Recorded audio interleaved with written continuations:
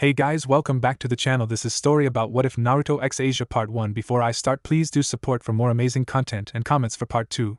Do consider to subscribe my channel and share my video to your friends and check out the description as well. Let's start the video. Exorcists. Those who fight for the church, the biblical God, and angels. Exorcists are noble, caring, and kind to their allies, children, and fellow brothers and sisters. They carry the will of God and purify devils, fallen angels, and monsters. Creatures of the dark, that lurk at night, feasting upon the innocent. Though there are some exorcists who stray from the Lord, from their teachings, and ally with church's enemies. Some stray because of having innocent blood on their hands, some because of having a forbidden relationship with devils themselves, the very creatures they sworn to slay. And some stray because they kill without remorse. Standing in an altar was a man dressed in the robes of a priest. He was old, in his 50s or 60s. He had a balding head with gray hair on the sides. His smile looked slightly on the insane side, gripping the dagger in his hand tightly as he looked at his fellow brothers and sisters who had strayed from their heavenly Father. He cleared his throat and straightened his posture. My brothers and sisters, he started, we gather here tonight to carry out the will of our Lord and Savior, and our Father. As he talked, the man looked amongst the crowd of men and women dressed similarly to him as the moonlight shined down the broken window of the abandoned church they currently resided in, illuminating the interior while the candles lighted the sides. Though the church believes that we have strayed due to our methods to deal with our enemies, to simply kill those we have waged war on for centuries, his eyes glinted with malice and insanity. I am here to tell you that they are wrong. The man's words earned shout of approval and applause from the gathered men and women, cheering the man on. In this day and age, the church is overrun by fools who forbid us from killing humans. He sneered hideously. Nay, humans have dealt with the devils over and over again. They never learn from their mistakes, and continue to do so to stratify their greed and lust. The crowd was silent, listening intently to the priest. Every era, it is the same. He snapped his fingers. The door behind him opened, and two stray exorcists came out, dragging a bound and gagged man, along with two women in the same state. Metallic shackles on their feet and hands, refusing them to escape. The two exorcists dragged the three onto the altar. On your knees, heathens, one of the guards ordered coldly, forcing the three down, showing the man and women in full display in front of the crowd. The priest looked at them with disgust and anger. The bounded man managed to spit out his gag and looked at the priest with pleading eyes. Please. I need to do it. My wife and child dash. The priest kicked him in anger, successfully silencing the sobbing man. Quiet, worm. The priest hissed. The old man gestured towards the three. My brothers and sisters, these vile heathens, dare make deals with the devils, to sell their souls and become their servants. He grabbed one of women, the brunette, by the hair and dragged her in the middle of the altar, displaying her in front of the exorcists. Let us purge them from their darkness. The crowd roared in agreement. O Lord above, we ask of thee to guide this poor lost lamb back to the path of the light, and into your loving embrace once again as we purge her and her companions from their sins. The woman screamed and frayed about, but it was futile as she watched, helplessly, as the priest brought the dagger over his head. He grinned viciously. Be joyous, my child, as I cleanse you and the others. Clapping was heard from the back of the church. The sound filled the halls of the building, and echoed off the walls, temporarily stopping the priest. Who dares dash? I dare. The crowd started to separate, dividing as a figure walked towards the altar. He was young, judging by the boy's youthful face. Between 17 or 16. He had wild, untamed, blonde hair, spiking in different directions around his head. A black leather motorcycle jacket covered his torso, zipped up and mainly revealed an orange shirt beneath, black gloves covering his hands. A silver cross on his neck. His jeans were slightly dirted, and his black boots were in the same state as his pants. The priest looked down at the boy's blue eyes, before widening his eyes when he noticed the three scar-like lines on his cheeks. Oh, you! The priest sneered. You dare disturb this sacred ritual, boy? The blonde snorted. Sacred ritual? You're just lunatics killing innocents, under the Lord's name no less. The crowd murmured and whispered amongst themselves, looking at the intruder in shock and anger. The priest stayed silent before. Ha ha ha ha ha ha.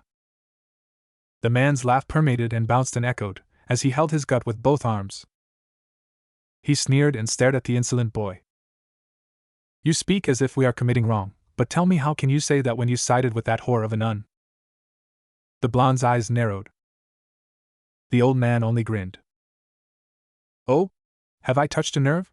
Is the former holy priestess a touchy subject, Uzumaki Naruto? He scoffed. Bah! That whore never deserved that title after she healed the devil. He looked down on the boy in front of him, and yet when you, yourself, has committed treason by siding with her, you accuse us of treachery. The old man sniffed. Who are you, to judge and decide us guilty or not? The blonde gave the priest a look filled with sorrow mixed with pity. I'm not the one who decides. Suddenly he flinched, as if he was hit physically, and collapsed to his knees. The blonde's retina started to turning into a flaming yellow color. The skin on his head started peeling and burning, his hair scorching. Naruto flinched in pain and turned his head to the side, breathing heavily. His skin burned and charred, turning into flaming wisps that scattered like ashes. He uttered a low growl and turned his head to glare at the priest. Half of his face torn apart, leaving his flaming skull for the stray exorcists to see. The crowd stared at the boy, aghast, horrified and shocked. The priest let go of the woman and stepped back in shock and fear, the crowd doing the same. What madness is this? One of the exorcists exclaimed. He's a monster! The church was right to excommunicate him. The priest stared at the young blonde fearfully, a sacred gear. No. By now, the blonde's skin and hair was completely burnt, leaving behind his skull, now ablaze. He glared at the priest with hate, his burning orb staring back at the man's beady black. His entire figure was now a skeleton surrounded by hellish flames. My curse! Furious chains erupted from the flaming skeleton's bony hands and pierced the one of the incoming guards. The flaming chain burst from the man's chest, and he soon fell forward after it was dislodged. The skeleton leaned his body to the side when the other guard attempted to charge at him. The stray exorcist died screaming as his body burned. Get the heretic! Most of the exorcists were impaled by the barrage of flaming chains and fire that burned and charred their forms in an instant. The lone skeleton grabbed another by the neck and wrapped the burning chains around the exorcist's neck. And then promptly used him as a makeshift ragdoll, swinging the screaming exorcist around, hitting and impacting other strays. All of you guilty! More and more started to join in the fight, generating their light weapons and helping their brethren. It was all for naught when the skeleton tore through the exorcists with ease, leaving behind scorched corpses in his wake. As the young man fought exorcist after exorcist, several began to panic, rushing for the large, peeling, and rotten door of the church in an attempt to escape their death. The skeleton saw this, and brought its gloved hand to his mouth and whistled. The sound of a motorcycle filled the church, rolling in like thunder, its engines purring with power and ferocity. The exorcists reaching for the doors stopped with gasps, or cries of outrage as a burning streak that soon turned out to be a burning motorcycle blocked their exit. The chopper had a normal headlight, 2 pikes at its side as fire covered the front and back wheels. Its gas tank and back looked demonic. The front forks were styled like chain links that ended in pikes. The frame was a dark, chromatic steel. Fire filled the wheels, covering and licking the tires, engulfing them in its flames. One foolish exorcist tried to move the chopper, to no avail, burning the man's hands and himself in the process. You're not going anywhere! Immediately, the chopper roared to life, and revved up. It soon took off, speeding across the church, breaking the pedestals, pews, and objects laying about, even running over other exorcists. The exorcists trying to escape backed up as the chopper raced around the now huddled group, effectively creating a ring of fire, surrounding the former priests and nuns, burning, and choking them to death. The others that didn't follow their cowardly comrades trained their guns on the skeleton and fired. The light bullets passed the skeleton's clothing harmlessly, while some hit his shoulders and arms, causing the rider to take a step back. He chuckled mirthlessly, his voice, once smooth, now growly and demonic-like. Your bullets may harm me, but... Within an instant, the hellish skeleton swiped his chains at the gun-wielding exorcists, making them drop their weapons, watching helplessly as the guns melted in the ground. The rider ran to the nearest exorcist within a second, and grabbed the man's neck. Your useless toys won't stop me. With that, he threw the man with force and strength, seeing him impacting and landing on another exorcist. One of the exorcists charged with their sword drawn, only for the rider to duck under the man's swing and delivered a flaming punch to the head. The exorcist was sent to the ground, breaking the church's tiles, and remained there as his body fell limp. Take this. A lucky exorcist managed to send a right hook to the skeleton's jaw, breaking the lower half as it hung loosely. The exorcist stepped back in shock as the skeleton placed a hand on the broken bone and snapped it back in place with a resounding crack. The skeleton wagged its finger, mocking the futile attempt to hurt him. He punched the exorcist in retaliation, feeling a sense of satisfaction when a crunch was heard as the exorcist was sent flying into a wall, taking down one unlucky comrade with him. The skeleton then tilted his head back when one more tried to stab him with a holy sword. The rider grabbed the offending appendage holding the weapon, pulling the exorcist close and struck the man's larynx, breaking his neck in the process. For the glory of God! The skeleton dodged another swing from one more exorcist and grabbed his face with his skeletal hand. He growled, "Glory nothing." Soon, the exorcist started to scream as his skin started to melt and burn. Sadly, his cries of pain were unheard in the chaos, being muffled by the rider only served to silence him. He soon dropped the dead exorcist, not minding as the corpse fell down to the ground beneath him. For a brief moment, the rider looked back at the altar, watching as the three captured people left via backdoor, the man who was kicked by the priest, looking at the skeleton with a fearful, but thankful look before slamming the door behind him. Now, only a handful of exorcists were left, the others either burnt, a corpse in the many, fortunate enough to escape, or were part of the handful that were left. All of you will burn. Chains erupted once more, furious flames started to surround and overwhelm the exorcists, as they desperately tried to fight back the ongoing barrage of metal and fire, to no avail. When the deed was done, the skeleton cracked his neck, before looking behind him in a menacing glare. You think you can escape me? He slowly approached the altar, where a quivering and shaking blob of black and white was found. With a growl, he grabbed said blob and pulled him up with one hand, the blob revealing to be the priest. The skeleton glowered at the fearful priest, before recoiling his flaming skull in abhorrence. The darkness in your soul disgusts me. Please. Spare me. I was only doing our Heavenly Father's work. The old man blabbered and begged. There is only but one fate for the guilty. Roughly forcing the old priest to stare at the skeleton's flaming orbs, the rider spoke, Look into my eyes. Feel the pain you've caused upon many. The priest screamed. He screamed long and loud. His shrieks were music to the young man's ears. It was an incoherent sound. The sound of true pain and suffering. Demon! The old man dropped like a sack of potatoes, and slumped to his side. His once beady black eyes, now like crisp and burnt, much like charcoal. The skeleton looked at the dead priest before turning around and leaving the now silent church. As he stepped into the cool and crisp air of the night, the rider looked to the side and, soon, his flaming chopper appeared like a streak of light. He gingerly straddled the bike and gripped its handlebars tightly, revving it and enjoying its thunderous purrs. As the skeleton rode off into the night, he muttered one last thing. I'm coming for you, Selzen. Your retribution is near. Aren't you in a pickle? Naruto gasped and grunted in pain, holding his bleeding chest as he stared at the man in front of him. This was bad, really bad. Just a week after he defected from the church, exorcist after exorcist ruthlessly hunted him down. He had to move from town to town to avoid his former comrades in an attempt to hide. Though, after just 3 weeks of hiding, one lucky group managed to find him in a small town in America, where he currently hid. They were relentless, and fought him the first second he saw them from a bar. At least, he fended them off for a short time, but one lucky exorcist managed to stab him, leading to his situation now in the abandoned part of an industrial area, bleeding to death. His weapons and holy sword, long broken and forgotten. And suddenly, this man appeared, with the scent of a devil. Just great. The man himself was middle-aged. He had gelled hair that was a mix of blue and red slicked back. He wore a black, buttoned-up duster, matching black slacks and shoes. His blue-red eyes stared at him with a hint of amusement, as he approached him. The man had a mysterious, yet ominous vibe surrounding him, making Naruto all the more weary. The cane he held tapped against the concrete, being the only noise that filled the night air. Naruto glared at him. The man seemed to regard the blonde's hostility. Why the face? Have I done something already?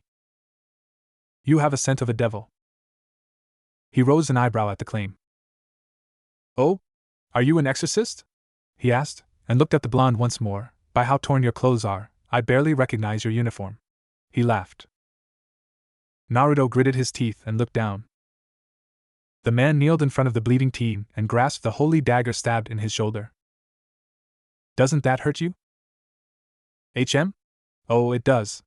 But I've felt worse, he said casually. Now hold still. This might hurt. Naruto gasped and held a torn cloth tightly as the dagger was dislodged from his shoulder. He gently put a hand on his bleeding shoulder and looked at the man. Why are you helping me? The teen asked carefully, eyeing the devil with alarm. Can't devils also be good Samaritans once in a while? He said, tossing the holy dagger away. Devils usually attack me when they see me. Oh, don't worry, boy. I'm a different kind of devil. The man smirked slyly. Though, it seems your quest to find that little nun has been tiring, I assume? Immediately, Naruto stiffened and looked at the man with revived hostility and alarm. How do you know that? The blonde demanded angrily. His stance, even if he was injured, changed ever so slightly. Let's just say, I have connections. Naruto didn't look convinced, to which the man sighed. Don't worry, boy.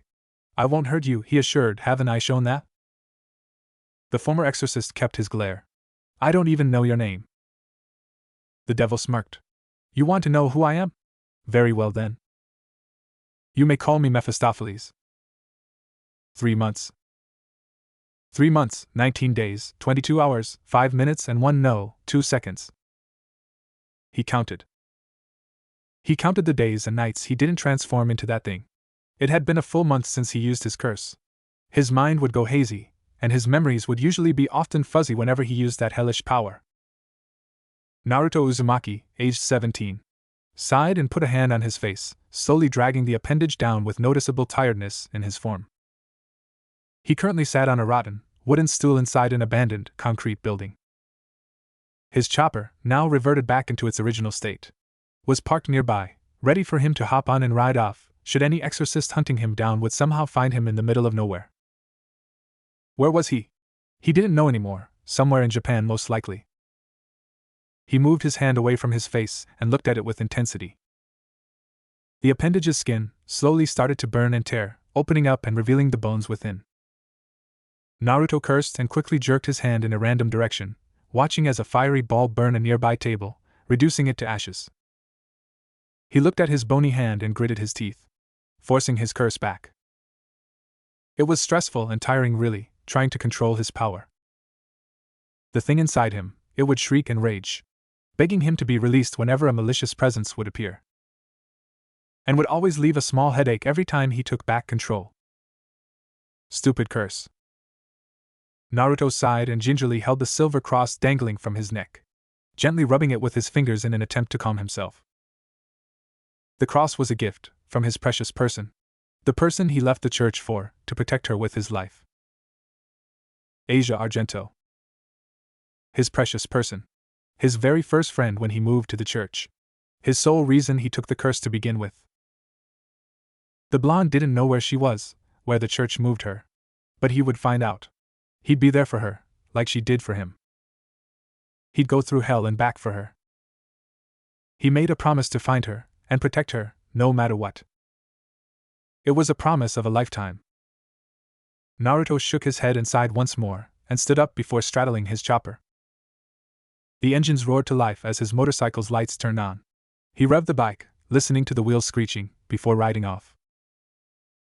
3 months, 19 days, 23 hours, 7 minutes, and 3 seconds. The moon shined ever so dimly as breeze blew by, rustling leaves responding to the wind and flying away. Naruto didn't know why the bike had led him to a graveyard, but it was clear, judging by the corpses that were laying about, stabbed, cut in half, beheaded, and slashed, that there was a battle nearby. What happened here? He stopped his chopper at the entrance of the graveyard, and approached one of the bodies and examined it. The body was cut up, and was missing an arm and leg. He or she was stabbed in the chest several times. Naruto grunted and held his head, before shaking it forcefully, ignoring the burning feeling he got. Die! Human! Reacting quickly, Naruto grabbed whoever tried to sneak up on him, and held he, or she, by the neck. A vampire. He was injured, and bleeding badly. Judging by the wound in his chest, he won't survive long. The vampire hissed and shrieked, clawing at Naruto's hand but to no avail. The blonde narrowed his eyes at him. What happened here? Who were you fighting? He demanded. The vampire, with glaring eyes that could kill, opened his mouth to speak, only for a spear made of light to re-enter the wound on the monster's chest. Blood spurted out like a fountain, as the vampire gave a silent scream, before succumbing to his wounds, and died. Naruto widened his eyes at the spear, and dropped the body. Thank you for helping me take down this vile creature. A bubbly and familiar voice trailed off when the figure saw the blonde. Naruto cursed whatever deity had it out for him. I shall cleanse you, in the name of God. Amen. Ireina Shido, clad in her church battle suit, which consisted of a black, skin-tight, short-sleeve unitard with pauldrons, matching fingerless gloves that extend to her biceps, and thigh-high boots, all of which are adorned with straps, panted as she ducked under a swing from a vampire and stabbed its back. Zenobia wasn't here. Unfortunately, she could use all the help she could get, but sadly, her partner was in Vatican, attending a request from the angels above. Oh, how she wished she was there with her partner.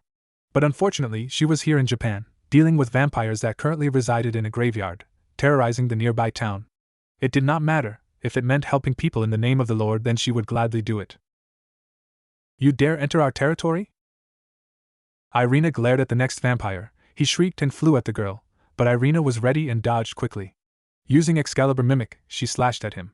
He screamed and drove forward, barreling towards her. Just as he was about to hit her, Ireina leaped and used the vampire's head as a stepping stone. As she was in midair, the brunette formed a light bow and carefully aimed. Just need to get the angle right and... She pulled the string back and watched as the arrow sailed towards its target. The vampire hissed and went down, the light arrow lodged in his shoulder. Ireina sked as she landed before charging at the downed monster. Grabbing Excalibur Mimic, she slashed at the vampire, only for the creature to roll away in time, but not without a flesh wound on his chest. The girl glared and went into a stance, glaring at the creature of the night. The vampire hissed and flapped his wings before flying away from the exorcist to the entrance of the graveyard. Ireina stood there, gaping, with wide eyes. Hey! Getting out of her stupor, Ireina gave chase to the vampire. Get back here, you! The brunette ran after the injured creature, narrowly missing and sometimes stumbling upon the corpses that were strewn about. She stopped when the creature suddenly stood there. Ireina blinked in confusion, and saw a figure shrouded by the darkness holding up the injured monster. This was her chance. Carefully, she formed a light spear in her hands and aimed. And threw it with force. The spear successfully stabbed the vampire. Ireina watched in satisfaction as the figure dropped the creature. The brunette approached the unknown and smiled at them. Thank you for helping me take down this vile creature. Her voice trailed off, and she suddenly became quiet when Ireina noticed who he was. Naruto? Naruto Uzumaki regarded her with sad and familiar eyes. Ireina. He had changed from when he last saw him. Gone was the clothes she always saw him garb back when they worked together, now replaced by an attire that made him look like a biker, complete with a leather jacket. Ireina was silent, looking at the blonde with familiarity, anger, and relief. She wasn't imagining, he was really here. The boy who helped her up during their missions, who became her first friend when she moved to the Vatican for a short period of time. She could do it right now. Kill him for treason. For betraying the church. But she couldn't. A howling shriek was heard, and the two looked up to see a silver-haired vampire looking at them with hate and rage. He looked to be more noble-looking than the others, ashen white hair flowing down his face which reached his neck, red eyes that seemed to glow in the night, wearing an attire fit for royalty, with a black cape to finish the look. A vampire from the Teeps faction, if Naruto were to assume. Ireina was quick, and fired a light arrow at the creature, who dodged. You dare try to hit me? He said, and then scoffed. Know your place, worm. With that, he flew off, heading deeper towards the bloody graveyard, most likely thinking that they weren't worth his time. Ireina followed, chasing after the creature to kill him. Ireina-chan, wait. Don't call me that, the girl said coldly. She tried to move, but Naruto stopped her by holding her arm. We share an enemy, I can help you, he offered, but Ireina scoffed and walked away. I don't need your help, she muttered, a bit of something in her tone Naruto couldn't recognize. Please, he insisted. Leave me alone. Ireina. The girl rounded on him and glared. How can I trust you? She asked. Ireina looked down and bit her lip. It hurt, you know, after you left the church, she said softly, her emotions slipping out. You were my friend, Naruto. Despite how much Ireina tried to hide it, a bit of hurt entered her tone. Naruto stepped closer to her. I still am, Naruto said softly. Ireina felt a pang in her chest after he said that, but nonetheless she held her glare. No. I can do this by myself. The flapping of wings was heard, and the two stopped momentarily, looking ahead of them. More monsters. So, partners for now? Naruto asked. Ireina nodded, albeit hesitantly, and summoned Excalibur Mimic. Naruto held out his hands, and in a fiery show, summoned 2 daggers attached to chains that linked around his forearms. More and more vampires started to appear from their cover in the darkness of the graveyard. The creatures hissed and glared, slowly forming a circle around the two in an attempt to surround them. By now, Naruto and Ireina were back to back. The two looked around them cautiously, as the creatures advanced. Then they attacked. Naruto quickly took down 2 creatures that flew towards him, stabbing one, removing his blade from the vampire's chest. He grabbed another vampire's arm that swiped at him, and brought the creature closer. Bringing down his blade upon the monster's neck, he wrapped the chain around the dying creature and kicked the monster away from him. You shall be purged from your sins, Ireina declared before forming 2 light spears, throwing them at 2 unsuspecting vampires, killing one and injuring the other. She jumped when another charged at her. Ireina placed a hand on the creature's back and flipped away from the monster. Summoning Excalibur Mimic, Ireina gave the vampire a quick death via sword to the neck. Die, foul beasts! With a cry, Ireina beheaded a vampire that tried to attack her from behind. Rolling away, she kicked another in the chest, giving space. Naruto saw this, and in another fiery show, a pistol was formed in his hand. Training the gun on the vampire, Naruto pulled the trigger, watching in satisfaction as the flaming bullet met its target's skull. The two fought, side by side, coordinating their attacks perfectly. If one was on the offensive, the other was defending them. They both looked synchronized with each other, slaying the creatures one by one. It looked beautiful. A dance of blades and chains. As the last vampire fell, Naruto and Ireina relaxed, standing together in a group of bodies laid away. This feels nostalgic, you know? Ireina nodded fondly. Yes. It really does feel familiar, she said solemnly. It was too bad that this was temporary. After this they were back to being enemies. As much as she wanted to deny that, to refuse and never accept. It was inevitable. We should go, Naruto suggested. Ireina nodded, and the two walked through the dark graveyard. As they advanced, Naruto groaned and held his head. He gritted his teeth, his hand turning into a fist. Ireina gave a look of concern when this happened, and turned towards the blonde. Are you okay? Naruto didn't answer at first, far too preoccupied as his fist started to smoke slightly. Damn it! Of all times! I am fine, he lied through his teeth. Ireina frowned. Approaching the teen, she placed a hand on his shoulder and gave him a look. You're not. Ireina, we still need to chase that vampire. The brunette huffed rather cutely. Fine. Have it your way. With that, she walked ahead, grumbling all the way. Naruto sighed, before cringing and held his head.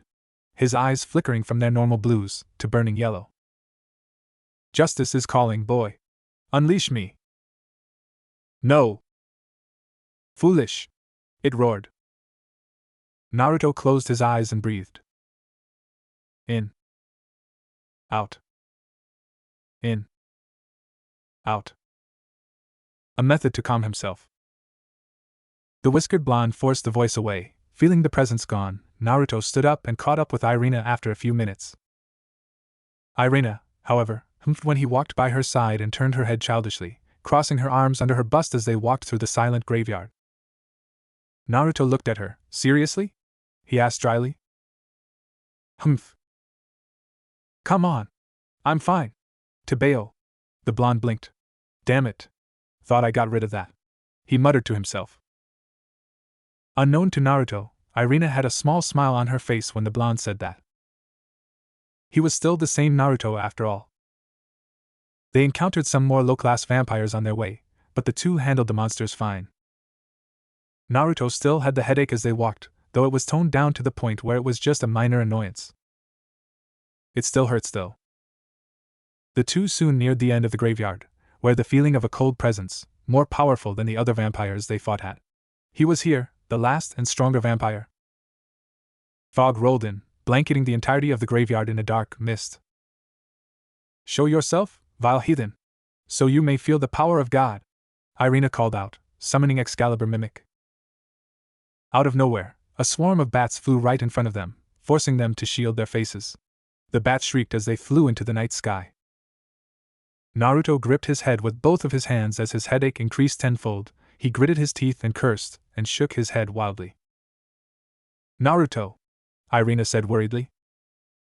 Both of you will die. Suddenly, the shadows shifted and the Teep's vampire appeared, bearing his fangs at them. The creature charged and tackled Naruto, who was still in pain. The vampire grinned menacingly and showed its fangs, glinting with desire. I will feast on your blood. Stay away from him. Ireina immediately came to Naruto's side and attacked the vampire with her holy sword. The vampire hissed and dodged, using his wings, and flew into the air. You and your boyfriend shouldn't have come here, girl. Ireina sputtered incoherently with pink cheeks. He's not my boyfriend, the exorcist cried out. It matters not. You and he will die all the same. And charged at the exorcist. Ireina dodged and weaved past the vampire's claws and fangs. She ducked when another swarm of bats flew in front of her. Using Excalibur Mimic, the brunette slashed at the vampire. The monster hissed and descended back into the shadows, bidding his time. Come out, vile heathen! Face me! You are over your head, exorcist! The shadows spat out with hate. Ireina felt something behind her, and immediately turned around to attack it. Too late. The vampire tilted his head expertly, and grabbed the girl's neck in seconds. His wings soon burst out, and he took off into the air, holding the exorcist. His bat-like wings flapped with power, and he flew off with the exorcist in tow. From the ground, a kneeling Naruto shot out a hand towards the sky. Ireina! He growled and bowed his head. He could feel it. It was calling. Urging. He needed to find her. He needed to save Ireina. Naruto stood up. As he did, his hands started to revert to back and forth, his clothes started to boil and char. He ignored all of this and ran towards the entrance of the graveyard. As he ran, his head started smoking, but Naruto forced it back. He didn't want to turn into it. Anything but that. He heard it shriek and rage inside him, gnawing at himself to transform, to feel the rush and adrenaline, to bring the guilty to justice. It was painful. It was stressing. But he resisted, even as more of his body started to tear and open up, flames appearing on his hands and boots, his head smoking and heating up, his jacket charring and boiling. He resisted. Naruto ran wildly through the path that led to the entrance, his mind in a fuzz. Finally, he reached the entrance. His chopper was in the same state as him. The motorcycle's engines roared to life with ferocity and power the last time he used his curse, heating up to the point it turned to fiery yellow-orange color. Flames engulfed the tires, licking the ground it was on. The headlights slowly reverted into a more angular version. It was transforming. Naruto ignored this, and straddled it quickly. He revved the engine, and flames burst out the exhaust pipes. He raced down the road, fire trailing behind his cycle as he did, narrowly following the flying figure in the sky. Everything was a blur to him. The street lamps and buildings were merely just various colors and textures as he sped by. He could feel himself turning, forming and becoming it.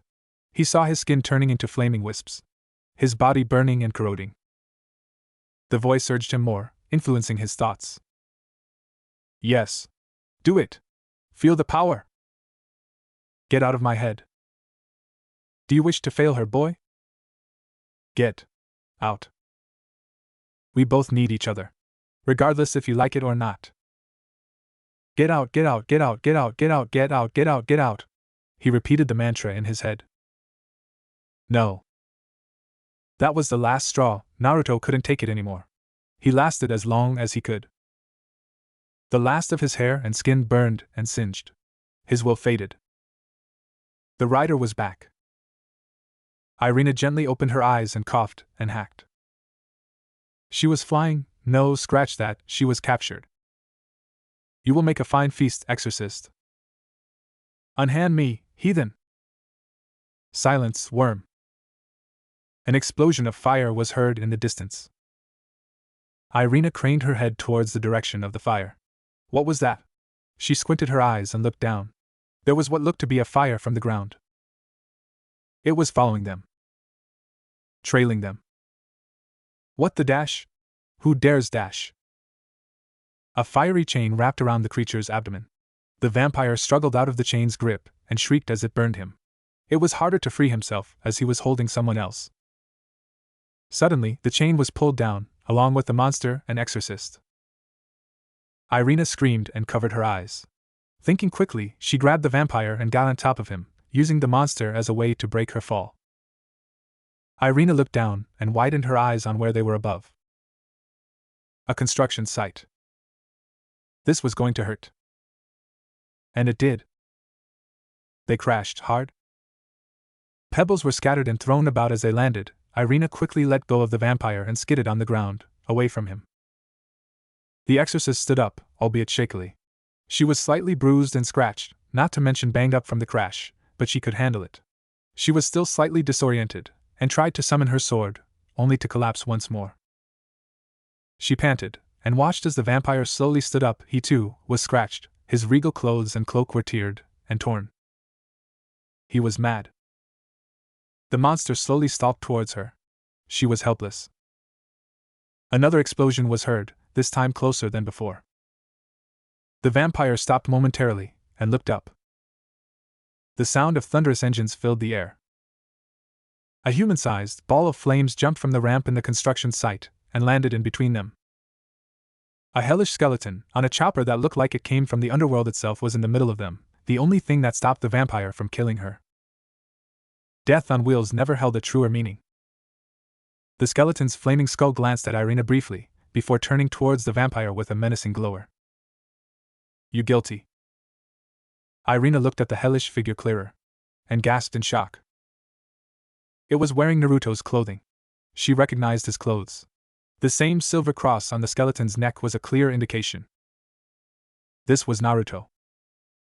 The vampire looked at the rider in shock. Your soul, it feels so powerful, dark, menacing, vengeful, he said. The monster tore his gaze away from the still rider and looked up.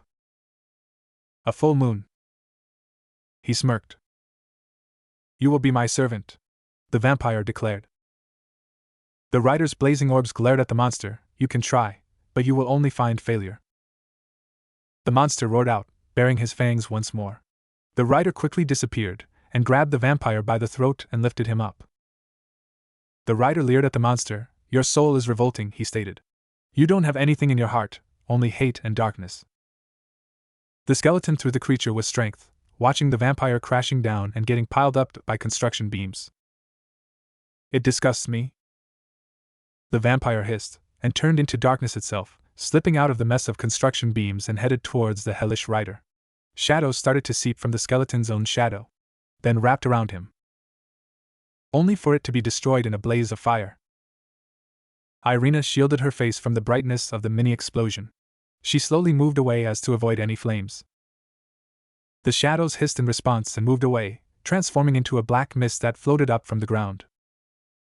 The rider held his hand out to the side and summoned a fiery chain. He held the chain with both hands and started spinning one end, much like how cowboys would do in Western movies. He threw the flaming chain, and soon caught the floating mist. The rider pulled, as the chain forcefully wrapped around the black fog. The vampire was forced to take his normal form again. He howled in rage, struggling to escape the hell chain. With his speed, the vampire tried to speed away, darting from left to right, leaving a few afterimages in his wake, but to no avail. He was trapped. You won't escape your judgment. The rider yanked the flaming chain with force, the vampire flew towards the skeleton. Once near contact, the rider made the chain disappear and gave a flaming uppercut, sending the monster up into the sky. Forming another chain, the rider threw it and watched as it wrapped around the vampire in midair. Grabbing it with both bony hands, the skeleton pulled down, hard. Unfortunately, the vampire transformed into a bat as he was sent down, letting the flaming chain release him. He soon reverted to his normal form and flew towards Ireina. The vampire shot towards the exorcist, fangs extended, intent to drain her blood for nutrients. The rider appeared in front of Ireina in a burst of speed, and used his arm to block the fangs. The vampire soon screamed in agony as his fangs snapped off, melting away into the pavement. As the vampire backed away in pain, the flaming wraith approached the monster slowly. He held out his hands in front of him, and formed a fiery, double-barrel shotgun. The rider cocked the hellish weapon and pulled the trigger. A flaming bullet shot from the chamber and flew to the vampire's shoulders. The creature screamed again, and held his shoulders. He screamed once more, when another bullet went past his abdomen. The wraith formed a hell chain in his other hand and spun it around. Throwing it, the vampire was soon caught again, and tried to escape the fiery chain, but it was all for naught. Pulling the vampire towards him, the skeleton stood tall before the kneeling and bleeding creature of the night. "The day of judgment is upon you, scum." Cocking the fiery shotgun, the rider aimed at the vampire's head. "This is your penalty." And he pulled the trigger.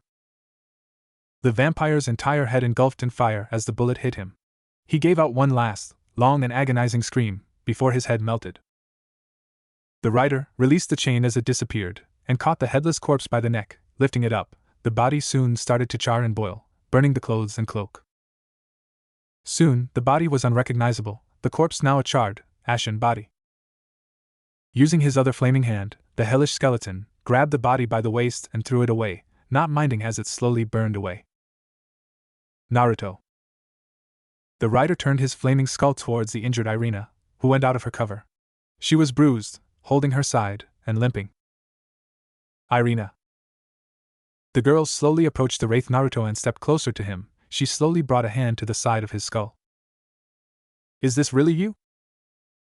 The rider turned his flaming head to the side. "Monster."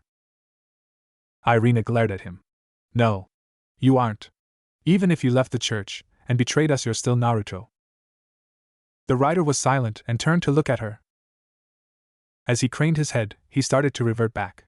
His skin reappeared, his hair was back, and the flames slowly died down. "Thank you, Ireina." And with that, he promptly passed out. Darkness. He could only see darkness. Everywhere, it was pitch black, surrounding him, enveloping him. He felt like he was floating. Where was he? Then, a bright light filled the blackness, blinding him. "So, you finally visit me." Naruto opened his eyes, and saw blinding white. "Who's there?" "Face me, Uzumaki." The blonde slowly turned around, and was face to face with a flaming skeleton. "Ah!"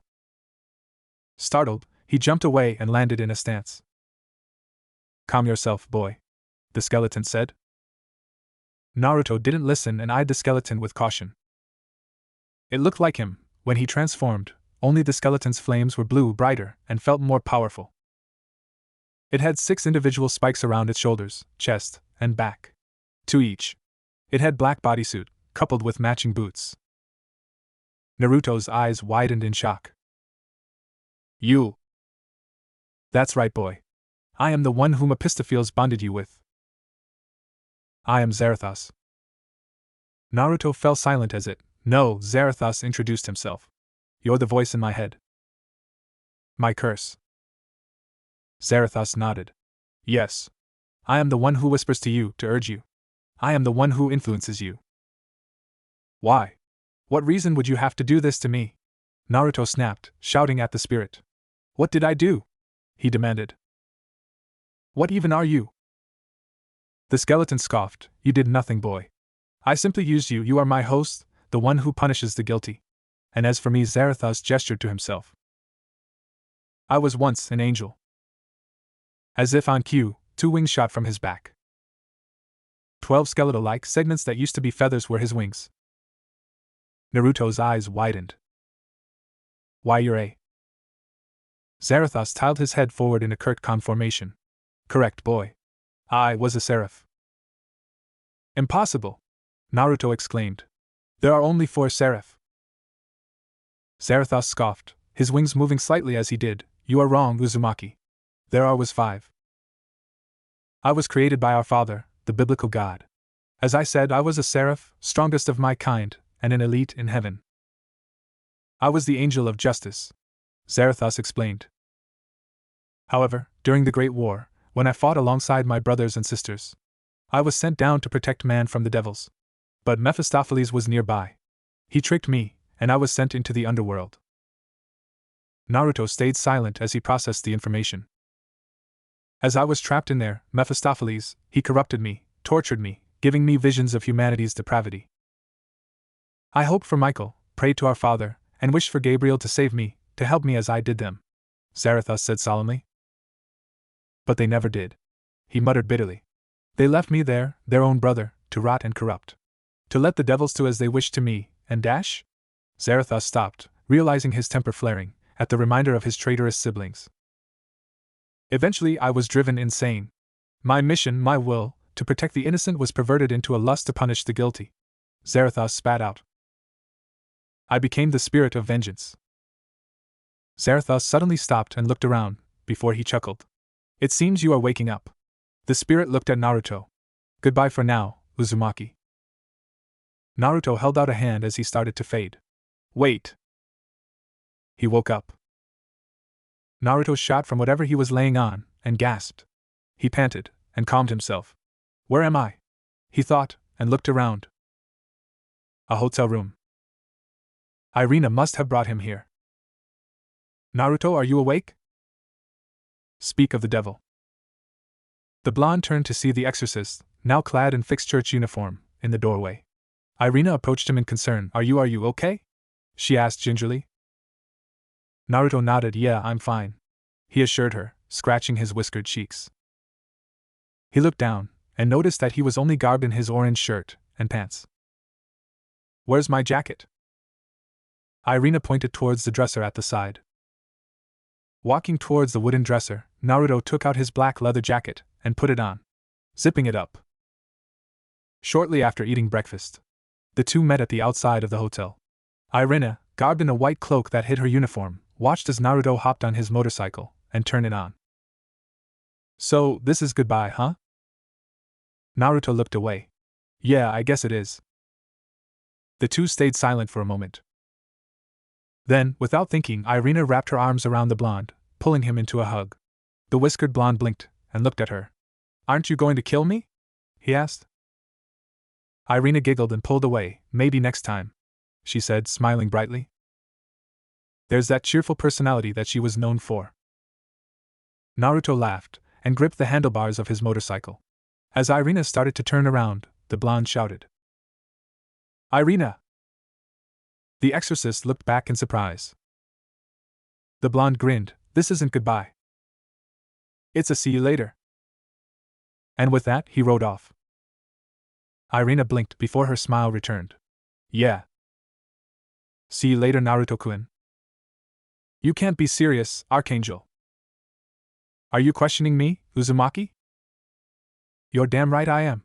You're ordering me to kill Asia. Do you realize how fucked up that is? The blonde, garbed in priestly robes, shouted at the divine figure with rage in his eyes. Archangel Serial narrowed his eyes towards the teen in front of him as he sat in his desk. He expected this reaction from the young man. It was no secret in the church that Naruto Uzumaki and Asia Argento cared heavily for each other. But this. Uzumakis were always a trouble to rein in. Serial would know. Kushina was the same when she was younger. It was a shame that she died. Despite her rather rambunctious and loud personality, the woman had a heart of gold, but her passion and love for her family and friends outweighed her sense duty for the church. Yes, she was loyal to the biblical God, the angels, his people, and her fellow exorcists. But family was always first, in Kushina's mind, that is. Looks like the apple didn't fall too far from the tree. From the beginning, Serial knew Uzumaki Naruto was a good person, and an even excellent exorcist, capable of even going toe-to-toe with their strongest, Dulio Gesualdo. But the archangel also knew that the boy was cursed with a sense of guilt over the death of his mother. He would take the most missions, train the hardest, and try his best to help his fellow brothers and sisters. All to prove to the church, and to himself, that he was capable of supporting his mother's legacy. However, losing his mother at a rather young age made the boy slightly cynical when he grew older, despite the happy-go-lucky attitude he seemed to project on the outside. Serial knew that it was just a mask. A mask that was starting to crack. Do not question orders, Uzumaki. You follow them. Do I make myself clear? The archangel glared at the blonde. This boy was starting to get to his nerves. Naruto gave a glare of his own, one that showed defiance. No! I won't kill Asia. I refuse. There is no option of refusal, boy. You are to eliminate the former holy priestess during her leave in the church. Deny this, and you will be eliminated yourself for treachery. Serial threatened. He didn't want to do this. Really, he didn't. This was going against his father's memory, but he needed subordinates that obey orders without question. Duty came before anything else. But Naruto Uzumaki did not seem to understand that. Would Serial be guilty of killing the boy? Yes, he would. Angels were mostly pacifists, even during the Great War. But it was a necessary sacrifice to be made. The mission always came first, and if that means killing a comrade, then so be it. It was necessary. A necessary evil, if you will. Silence filled the room. Naruto looked down and muttered, "No." Without a second to waste, Naruto flipped the table his arms previously supported, shocking and stunning the Archangel of Death long enough for the blonde to run to the door. Shortly, after what the boy said registered in Serial's mind, Naruto was already out. Shooting up from his chair, the angel seethed. Stop him at all costs. Eliminate Uzumaki Naruto before he escapes the Vatican. Outside, Naruto dodged and weaved through other exorcists' attacks and bullets. Ducking over a kick, the teen sent an uppercut to the unlucky man and continued his path to the church doors. Reaching the doors, Naruto stopped momentarily and glanced back. He grimaced when he noticed a handful of exorcists making their way to him. He breathed deeply and kicked open the large doors. Freedom. Running out of the church, Naruto quickly spotted his parked, black chopper, a motorcycle used during his missions, just a few feet away from his position. Perfect. With no time to spare, the soon-to-be ex-exorcist hopped on the chopper and slot in the keys into the ignition. The chopper roared to life. Twisting the handlebar a few times, he quickly rode off. The hunt was on. When he first transformed, he was scared, frightened, terrified. Horrified. What had he become? He had no control of his actions as he punished the guilty the first night he transformed. His body was burned and charred, possessed by an angel-turned-fallen that had a dark obsession of punishing the guilty. He remembered the feeling of horror and shock when he started to burn. The insanity and the laughter that echoed in his head. He became hysterical, maniacal, to the point that he would often laugh as the writer's personality took over. Even now, he still had little to no control over this power. At least he got better over time, making it so that the writer would be able to speak in full sentence, rather than growl or act animalistic as he used to do. So while the writer was in control, he could only influence his decisions to an extent, taking a back seat as the writer terrorized the sinners. Zarathos was really something else. An angel, one of the famed seraphim, and the proclaimed angel of justice to boot. Deceived by Mephistopheles himself, and captured by the devils during the Great War between the three factions. Tortured by his faction's enemies to the point where he went insane. Even if it happened centuries ago, it seemed that the spirit of vengeance still harbored great resentment over his traitorous siblings for leaving him to rot in the underworld. Michael and Gabriel especially. But it was understandable. Any man or woman would hold a grudge if any of their family would leave them in the dust. Zarathos was still mentally unstable, but just recently retained enough sanity to not show it. This was the very reason that he hadn't made contact or interacted with Naruto since they were bonded together a year ago. Zarathos was still rabid and insane when he took control of Naruto for the very first time, becoming more and more irrational and moved only by his main instinct: feeding. Consumed by the hunger of consuming souls and punishing the guilty, Zarathos quickly took advantage of the young ex-exorcist by any means necessary. Naruto was just thankful that the fallen angel managed to get at least some of his sanity back.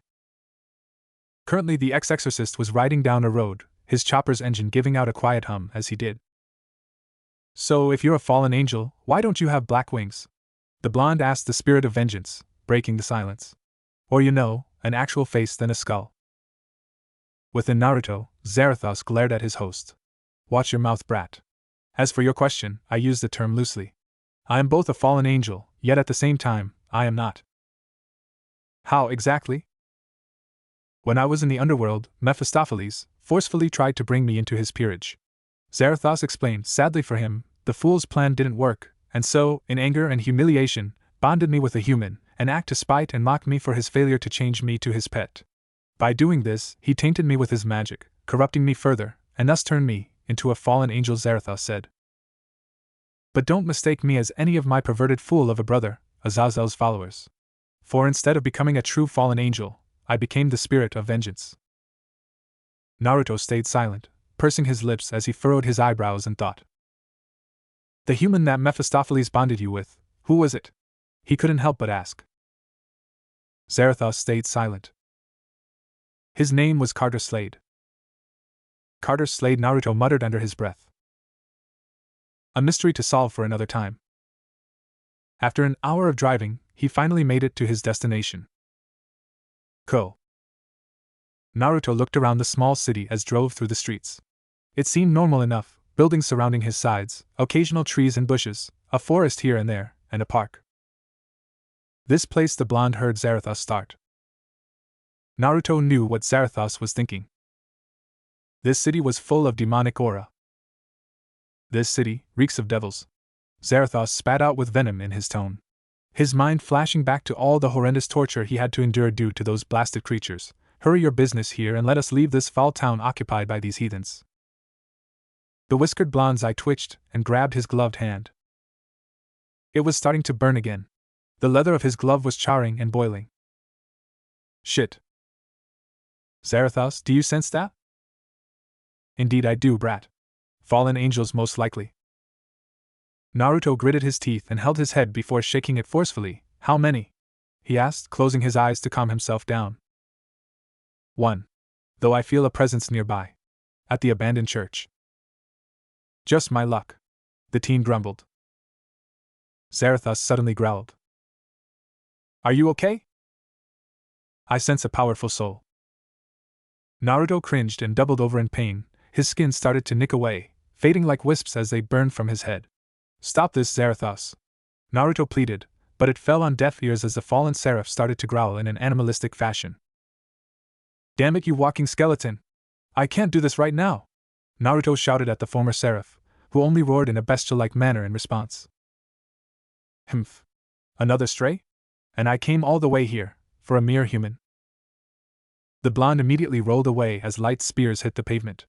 Naruto looked up and narrowed his eyes.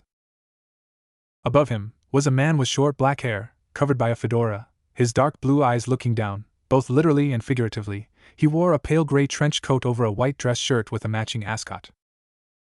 Black wings sprouting from his back. A fallen angel. The fallen angel leered over him, looking him over, judging him. Interesting. You have a scent of a devil, yet I feel holy magic coming from you, he observed, taking note of the boy's presence. Kokabeel would want to hear about this. Naruto glared at him. Who are you? He demanded, forming a fiery chain in one of his hands. The fallen angel scoffed. You wish to know my name? He smirked. Very well. My name is Danhasik. With that, the man summoned 2 light spears in his hands. Now prepare to die. Quickly, Naruto dodged the oncoming barrage of light spears. He held his other hand out and formed a silver, devilish-looking pistol. Pulling the trigger, the pistol unleashed bullet after bullet, all speeding towards Danhasik. The winged man laughed as he evaded the flaming bullets. Is that all you got, boy? Pathetic. He cackled. As he was distracted, Naruto threw the chain towards the fallen angel, successfully hooking and wrapping the flaming mystical chain on one of his wings. Why don't you face me down here? With a quick and strong tug, the man was sent crashing down sideways. Danhasik growled and stood up. You think you can beat me? Naruto ran to the winged man in seconds when he noticed him trying to form another light spear. Oh no, you don't! The blonde formed a shotgun and fired point blank towards the fallen angel. The man cried out in pain as the bullet struck him. He staggered back more and more as the exorcist advanced, firing the demonic shotgun as he did. How do you like that, Tebeo? Insolent brat. Snarling, the man's wings spread further, and he charged towards the blonde. As the fallen angel was mere inches away, Naruto jumped to the left, as to avoid the winged man. Answer me, Zarathos, the blonde thought silently. A low, animalistic growl was what he heard. Naruto cried a pained shout and collapsed to his knees. His jacket started to char and boil, as his hair started to singe. He forced back the effects as best as he could. Eyes on the prize, boy. The whiskered blonde snapped his head towards Danhasek's voice, only for the fallen angel to tackle him and brought the both of them to the air. Danhasek flew them till the lights down below were merely smudges of color, the city a mix of gray and green. The winged man grabbed the blonde by the collars of his jacket and sneered at the boy. I can sense your powers, boy, he said, an edge in his tone. The fallen angel ignored the blonde's charring clothes, heeding no mind to it. You're holding back. The man pulled the boy closer as he seethed. Fight me at your strongest, Danhasek demanded. Naruto opened his eyes and glared heatedly at the man. You want to fight? Danhasek's eyes widened when, for a split second, the boy's face somehow distorted to a skull, before reverting back to his tan skin and marked cheeks. Naruto's head twitched, as did his body. Zarathos' influence slowly taking control. And he started to laugh. Much to the confusion to the fallen angel holding him by his jacket, Danhasek looked at the blonde oddly as he started to laugh, almost maniacally. A laugh one would hear from a person who lost their minds. The boy started twitching, almost as if he were possessed, his head started smoking, and the fallen angel could feel the blonde's body started growing hotter. Then, in a burst of fire, Danhasek was knocked away. You got one! A chain, the same weapon that the brat used, wrapped around his neck, and pulled him towards the mini-explosion. Danhasek opened his eyes and was met face to face with a black, charred skull enveloped by flames. The skull laughed insanely, eerily sounding similar to the blonde human that he fought earlier. In fact, the charred skeleton was wearing the same thing as the boy, only his clothes were boiling, charred, and blacked, much like the skeleton itself. Or rather he even had the same orange shirt beneath the jacket. Only the shirt was in the same state as the rest of the clothes. Danhasek connected the dots. This was the boy. So you show your true powers, eh? The fallen angel sneered as the skeleton grasped the man by the neck. Though inwardly, Danhasek was panicking. Such power! It feels more powerful than Kokabil-sama's. Danhasek thought in panic, this boy's power, it felt strong, like a blazing inferno, a raging fire that not even a storm could put out. It was powerful. No! This human can't be stronger than Kokabil-sama, Danhasek assured himself. No way can a mere human ever hope to beat his superior. Much less this blonde brat. The fallen angel struggled to free himself from the skeleton's grasp. The skeleton merely laughed at the man's attempts, and wrapped his fiery chain once more on the fallen's neck. As they descended, the charred wraith moved to the winged man's back, and stood up as they fell. Danhasek cried out in protest when he felt boots being planted on his wings. The chains on his neck tightened, as the flaming skeleton pulled upwards, tightening his hold towards the fallen angel. The skeleton pulled again, relishing in the sounds of Danhasek choking in pain as he desperately clawed the chain for air. Brace for impact.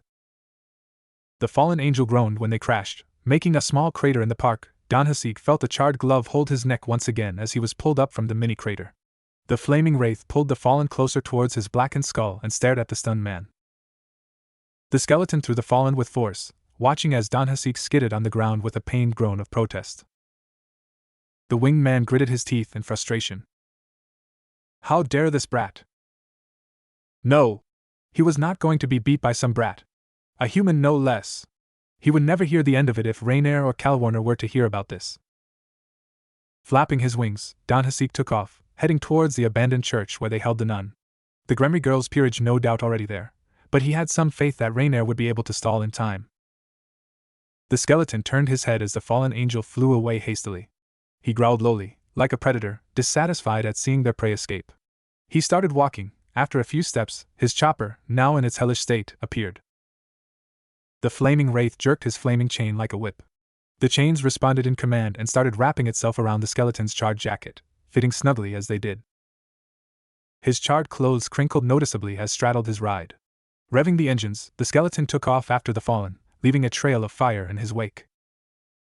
"This one's for Asia," Issei Hayato cried out as sent a powerful uppercut towards Rainier, sending the fallen angel flying out the window of the church, screaming as did. He panted as he glared at the shattered glass where Rainier went through, the bat-like wings on his back folding up and disappearing. That felt good. With that, the brown-haired teen nearly collapsed from exhaustion. After everything that's happened, fighting Rainier, Asia dying, and advancing his sacred gear, the only thing he wanted to do now was rest. Thankfully, Kiba helpfully supported him, putting an arm around him to help him up. The pretty boy chuckled. "Look at you handling that on your own," he said, smiling. "Yeah, thanks." Issei offered a weak smile of his own. "What held you up?" "I was instructed to stay back," Kiba explained. "Bucho's order, sorry." He apologized. "Seriously?" "Seriously." Issei turned his head towards the side, and saw his king standing there, leaning against the smooth, concrete wall, her crimson hair flawlessly going down her back, and her breasts as big as ever. "A pay for life." Ria smiled at her servant. "I believed in you. I knew you would defeat her." Issei blinked. "You did?" The devil nodded. "Once my business was finished, I found my way to the basement, and arrived just in time to see Kiba and Kaneko having a free-for-all with the fallen angels." The knight smiled gratefully towards his master. "I didn't know that we wouldn't have gotten out of it without you, Bucho." Issei looked surprised at the information. "Oh man, sorry that I missed it." The doors to the church swung open. The three turned their heads to see their fellow peerage member, Kaneko, dragging the beaten Rainier towards them with her usual emotionless facade. "Did someone order this?" she asked, dropping the fallen angel harshly, her stoic demeanor in place. Rias approached the fallen with grace, stopping in front of the winged woman and looking down at her. "You must be Rainier, lovely entrance," she mused. The devil placed a hand on her hip. "My name is Rias Gremory, also known as the next head of the House of Gremory," she introduced herself. Rainier looked up in shock, beads of sweat running down her face at the fact. Rias smiled at her, as if she were an old friend. "It's wonderful to meet you. A shame that we don't have time to chat." And sadly, lifting her arm up, she unclenched her fist, releasing black feathers that used to belong to the fallen's former comrades, Middlet and Calawarner. "They were rather rude to me." "So you killed them?" Issei asked curiously. What was he saying? Of course she killed them. Buchos is normally not one to blow her fuse, but when pushed, she lives up to her title as Princess of Destruction, Kiba informed the boy. "Damn," Issei muttered. Rainier stared at the devil. Why would the heiress of Gremory do such a thing? "Well, since you asked?" Rias smiled. "After your friend, Don Hasik, attacked my cute little servant, I discovered multiple fallen angels occupying this town. Normally, I would stay out of this, but since you insist on attacking my servants, I intervened." Rias frowned in realization. "Speaking of Don Hasik, where is he?" "Right here." "You!" Issei shouted in anger. All heads snapped towards the new figure floating near the shattered window that Rainier crashed out of. Despite looking disheveled and battered, Don Hasik glared right back at the sacred gear user. He glanced at Rainier and sked. "Looks like I put too much faith in you." He sneered at the girl, who looked away in shame. Man, what a shitty reunion. Everyone all looked at the altar, and saw a white-haired man, garbed in priestly garments, sitting at the top, his foot dangling. "Freed!" Rainier cried out. "Save me!" "What's in it for me, Freed asked, before grinning lecherously. "How about you let me fuck that hot ass of yours?" he offered. "Anything. Just save me." As Freed opened his mouth to respond, Don Hasik spoke. "Nevertheless, Rainier, you did." He stopped suddenly, and his expression turned to horror and alarm, confusing the devils, fallen angel, and stray exorcist. "Shit! The brat followed me." Before anyone could respond to anything to what the wingman said, the sound of an engine was heard in the distance. Soon, the sound got louder and louder, before a fiery motorcycle burst through the church doors. The motorcycle landed as the devils jumped away from the blast that occurred when the chopper landed. Don Hasik paled as the brat got off the burning chopper. Rias and her peerage managed to land in a safe distance as they watched the new intruder. "Who the hell is that?" Issei wondered, speaking out on what his fellow members were thinking. Kaneko sniffed, smells like devil, but yet not? She said, confused. Ria stayed silent and observed the newcomer with a calculating eye. Even if she looked calm on the inside, she was inwardly alarmed at how much power, not to mention holy energy, the newcomer radiated. It was large, incredibly so, matching up on even her brother's power in comparison. The flaming wraith in front of them almost felt like devil, but at the same time, not. She had to be wary of this possible enemy. The flaming skeleton looked at Danhasik and twitched, almost like a man possessed, and formed a fiery chain, which immediately shot up and caught the unsuspecting fallen, wrapping around his torso. Danhasik struggled against the flaming weapon, but was all for naught as the charred skeleton started to swing the chain, bringing the fallen angel along, knocking the man against the walls and pillars of the church. The flaming skeleton grabbed the chain with both hands and tugged downwards, sending the fallen towards him, rearing his leg as he did so. When the winged man was near, the wraith kicked the fallen angel, knocking him away, destroying a few pews as he did. Danhasik struggled to stand up, only to collapse as he tried. He looked back and widened his eyes in fear as the wraith neared him. "Have mercy," the man begged. The Skeleton gripped his chain on both of its sides and tugged it, imbuing the chain with more hellfire. "Sorry, all out of mercy." He swung his chain, and let it wrap around the fallen angel once again. The chain started burning more and more, as Danhasik screamed in agony. Slowly, the devils watched as the fallen angel burned at a rapid pace, before all that remained was a charred corpse. "Don't forget about me, ya bag of bones." With a malicious grin, Fried joined the fight. Taking out 2 holy swords, the stray exorcist charged at the skeleton, and slashed at him. The flaming rider saw this, and grabbed both of Fried's arms before the swords could make contact. The skeleton reared his flaming skull and headbutted Fried. The stray exorcist cried out in pain as he stepped back a few feet, rubbing his forehead. Taking out a gun that he used as an exorcist, Fried rapidly shot at the skeleton, only for the flaming being to dodge in speeds, looking almost as if he teleported.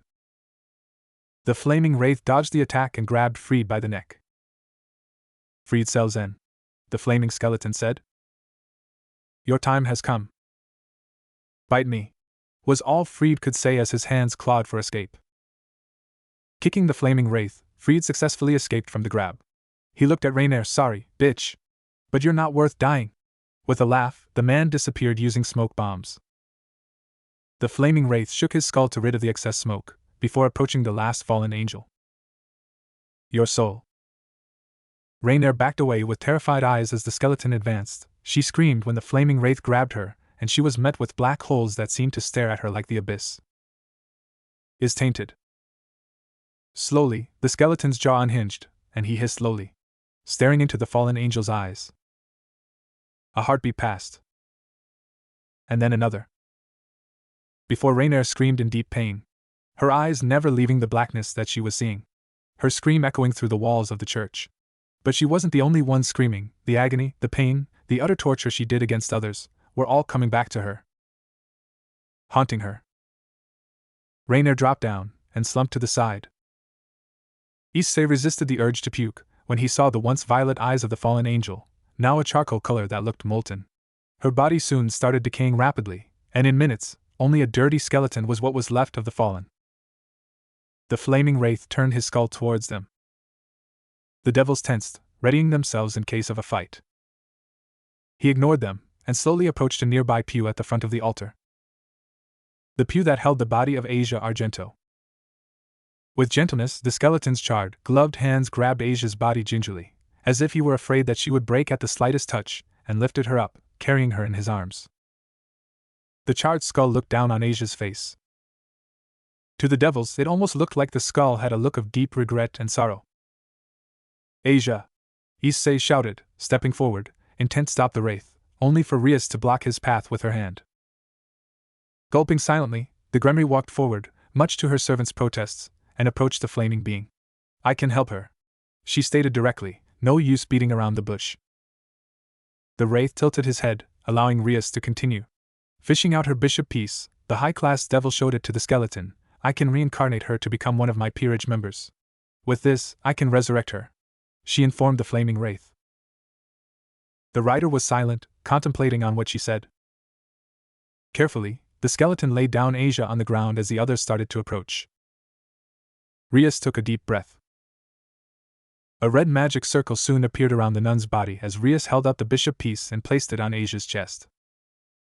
The beauty started to chant incarnations as the red energy started getting brighter, and subsequently stronger. Soon, Asia's ring started to glow green once more. The chest piece sunk into Asia's chest, and she was revived.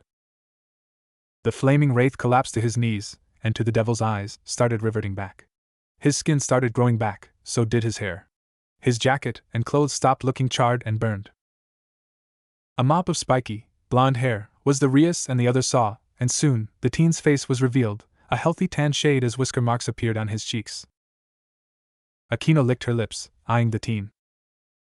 Rias could admit that the teen was rather handsome, though she did note the cross dangling from his neck. Asia sat up slowly, as if she just awoke from deep slumber. Where was she? Asia? A familiar voice spoke. She turned her head, and widened her eyes in recognition. It had been a few years since she last saw him when he acted as her bodyguard, but he hadn't changed that much. Same spiky blonde hair, same beautiful yet cold blue eyes, though there was a twinkle of happiness. He even had the same face which betrayed little emotions. The only person aside from Issei that she thought would arrive here to rescue her from the hands of her captor. Her beloved friend from her youth. Her protector. Naruto!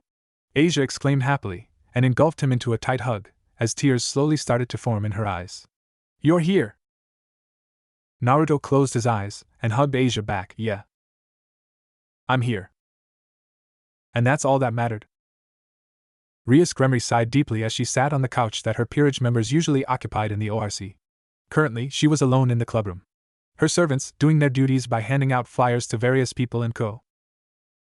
She looked down as she thought of the events that transpired last night.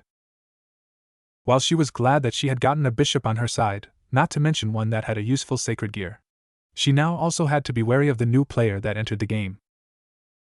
Naruto Uzumaki. From what Asia told them, Naruto was an exorcist when the girl was still with the church, and was a strong one at that. He was also her bodyguard, up until he had to move to the Vatican. By what the former nun told them, the Uzumaki was supposedly a skilled exorcist, capable of even going against the church's current strongest. Though, by the looks of it, she was going to assume that the blonde went rouge, considering that Asia was excommunicated by the church. But that was not what worried her. What worried the heiress was the enigmatic blonde's power. The power to change into the same wraith they had encountered last night. The demonic energy that the boy released was powerful, up to the point that she almost felt like she was in her brother's presence whenever he actually got mad, rarely as he did. Though she did felt holy energy which also had the same size as its demonic counterpart. This obviously worried her, seeing as she might have to deal with another possible enemy. Which led her to what she was about to do now. A white magic circle suddenly appeared before her, and Rias straightened her posture. As the light died down, it revealed a silver-haired woman dressed in a maid uniform, along with a handsome man who had the same shade of red hair and blue-green eyes. Surzek Lucifer and his wife, Graphia Lucifuge. Both were known as very powerful devils, and were prominent figures during the Great War. Surzek was once called Surzek Gremory, but after killing the old four Satans, had taken up the name Lucifer as his title as a Satan. He was known as kind, caring, and even swayed Graphia to their side during the war, where they fell in love. They were power couple, unrivaled in strength and power. But that love could not be compared for the love Surzek had for his little sister. In short, he was a full-on cis-con to the max. Ria-tan, come give your big brother a hug, Surzek exclaimed happily, arms spread out as he grinned. Graphia's eye twitched as she walked up to her king and husband. Surzek-sama, she muttered softly. Then proceeded to painfully pull his ear, ignoring the Satan's cries of protest. Please act your age? She asked, a tone of authority in her voice as she continued to punish her husband. Graphia-chan, that hurts. Surzek whined, only for the maid to further the pain, successfully quieting the Satan. As Surzek grumbled in the sidelines, holding his now red ear, Ria smiled at her sister-in-law. Thank you for that, Graphia. She thanked the devil. Graphia nodded politely in response. It is my duty, Ria-sama. After a few seconds, Surzek composed himself and smiled at his little sister. Now, what matter is so urgent that you need to call us for? He asked. That's the thing, Oniai-sama. Last night, after my pawn disobeyed me to save a nun that the fallen angels captured a few days ago, we encountered an ex-exorcist with a rather peculiar power. Grafia raised an eyebrow at that. That's it, Rias-sama? I can't seem to see what an exorcist would grant a meeting with us here, she told the girl. Normally I would agree with you, Grafia, but his power. It just felt demonic, yet at the same time angelic? Rias attempted to explain, feeling confused herself on what she said herself. This exorcist's power radiated off him in waves. It even almost felt comparable to your auras, she continued. As she described the events and the exorcist's abilities, Rias noticed that Grafia and Surzek looked more and more shocked and nervous, an expression that she rarely saw on their faces. Is something wrong, Oniai-sama? Rias Surzek started. This exorcist, did he use a flaming transportation of any kind? Was he using chains? And by chance was he a skeleton on fire? Rias nodded. Yes, he did, Oniai-sama. He used a motorcycle that looked demonic in nature, and killed one of the fallen using chains. She confirmed, he was even a skeleton when he did that, but he later transformed to a human. Rias said. She looked at her brother with a questioning look. How did you know that? Both ultimate devils stayed silent. Oniai-sama, Grafia? The Satan looked at his wife. Surzek-sama. You can't possibly think it's him. Grafia looked at her husband incredulously.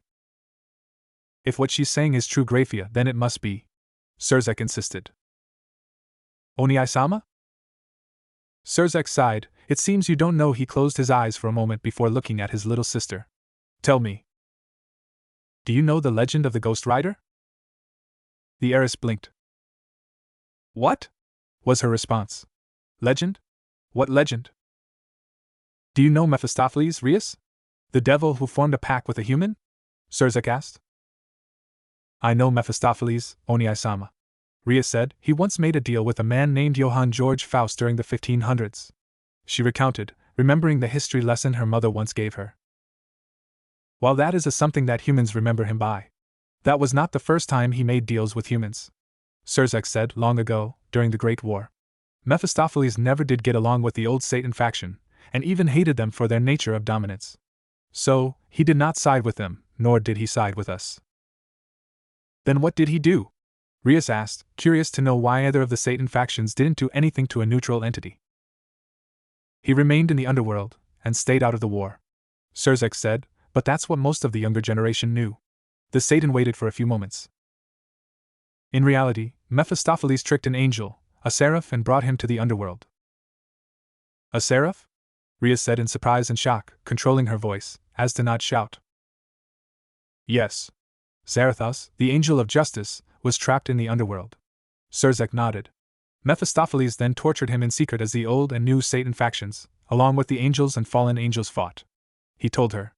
Eventually, Mephistopheles corrupted Zarathos to the point that Zarathos went insane and changed. Changed into what, Oniai-sama? Rias asked softly. He changed into a fallen angel, per se. Surzek said, not exactly as the fallen angels you know of, but was corrupted by sin and demonic energy. The ultimate class devil explained. Zarathos' goal to protect the innocent changed to an obsession to punish the guilty and the damned. The Satan sighed, running a hand through his red hair.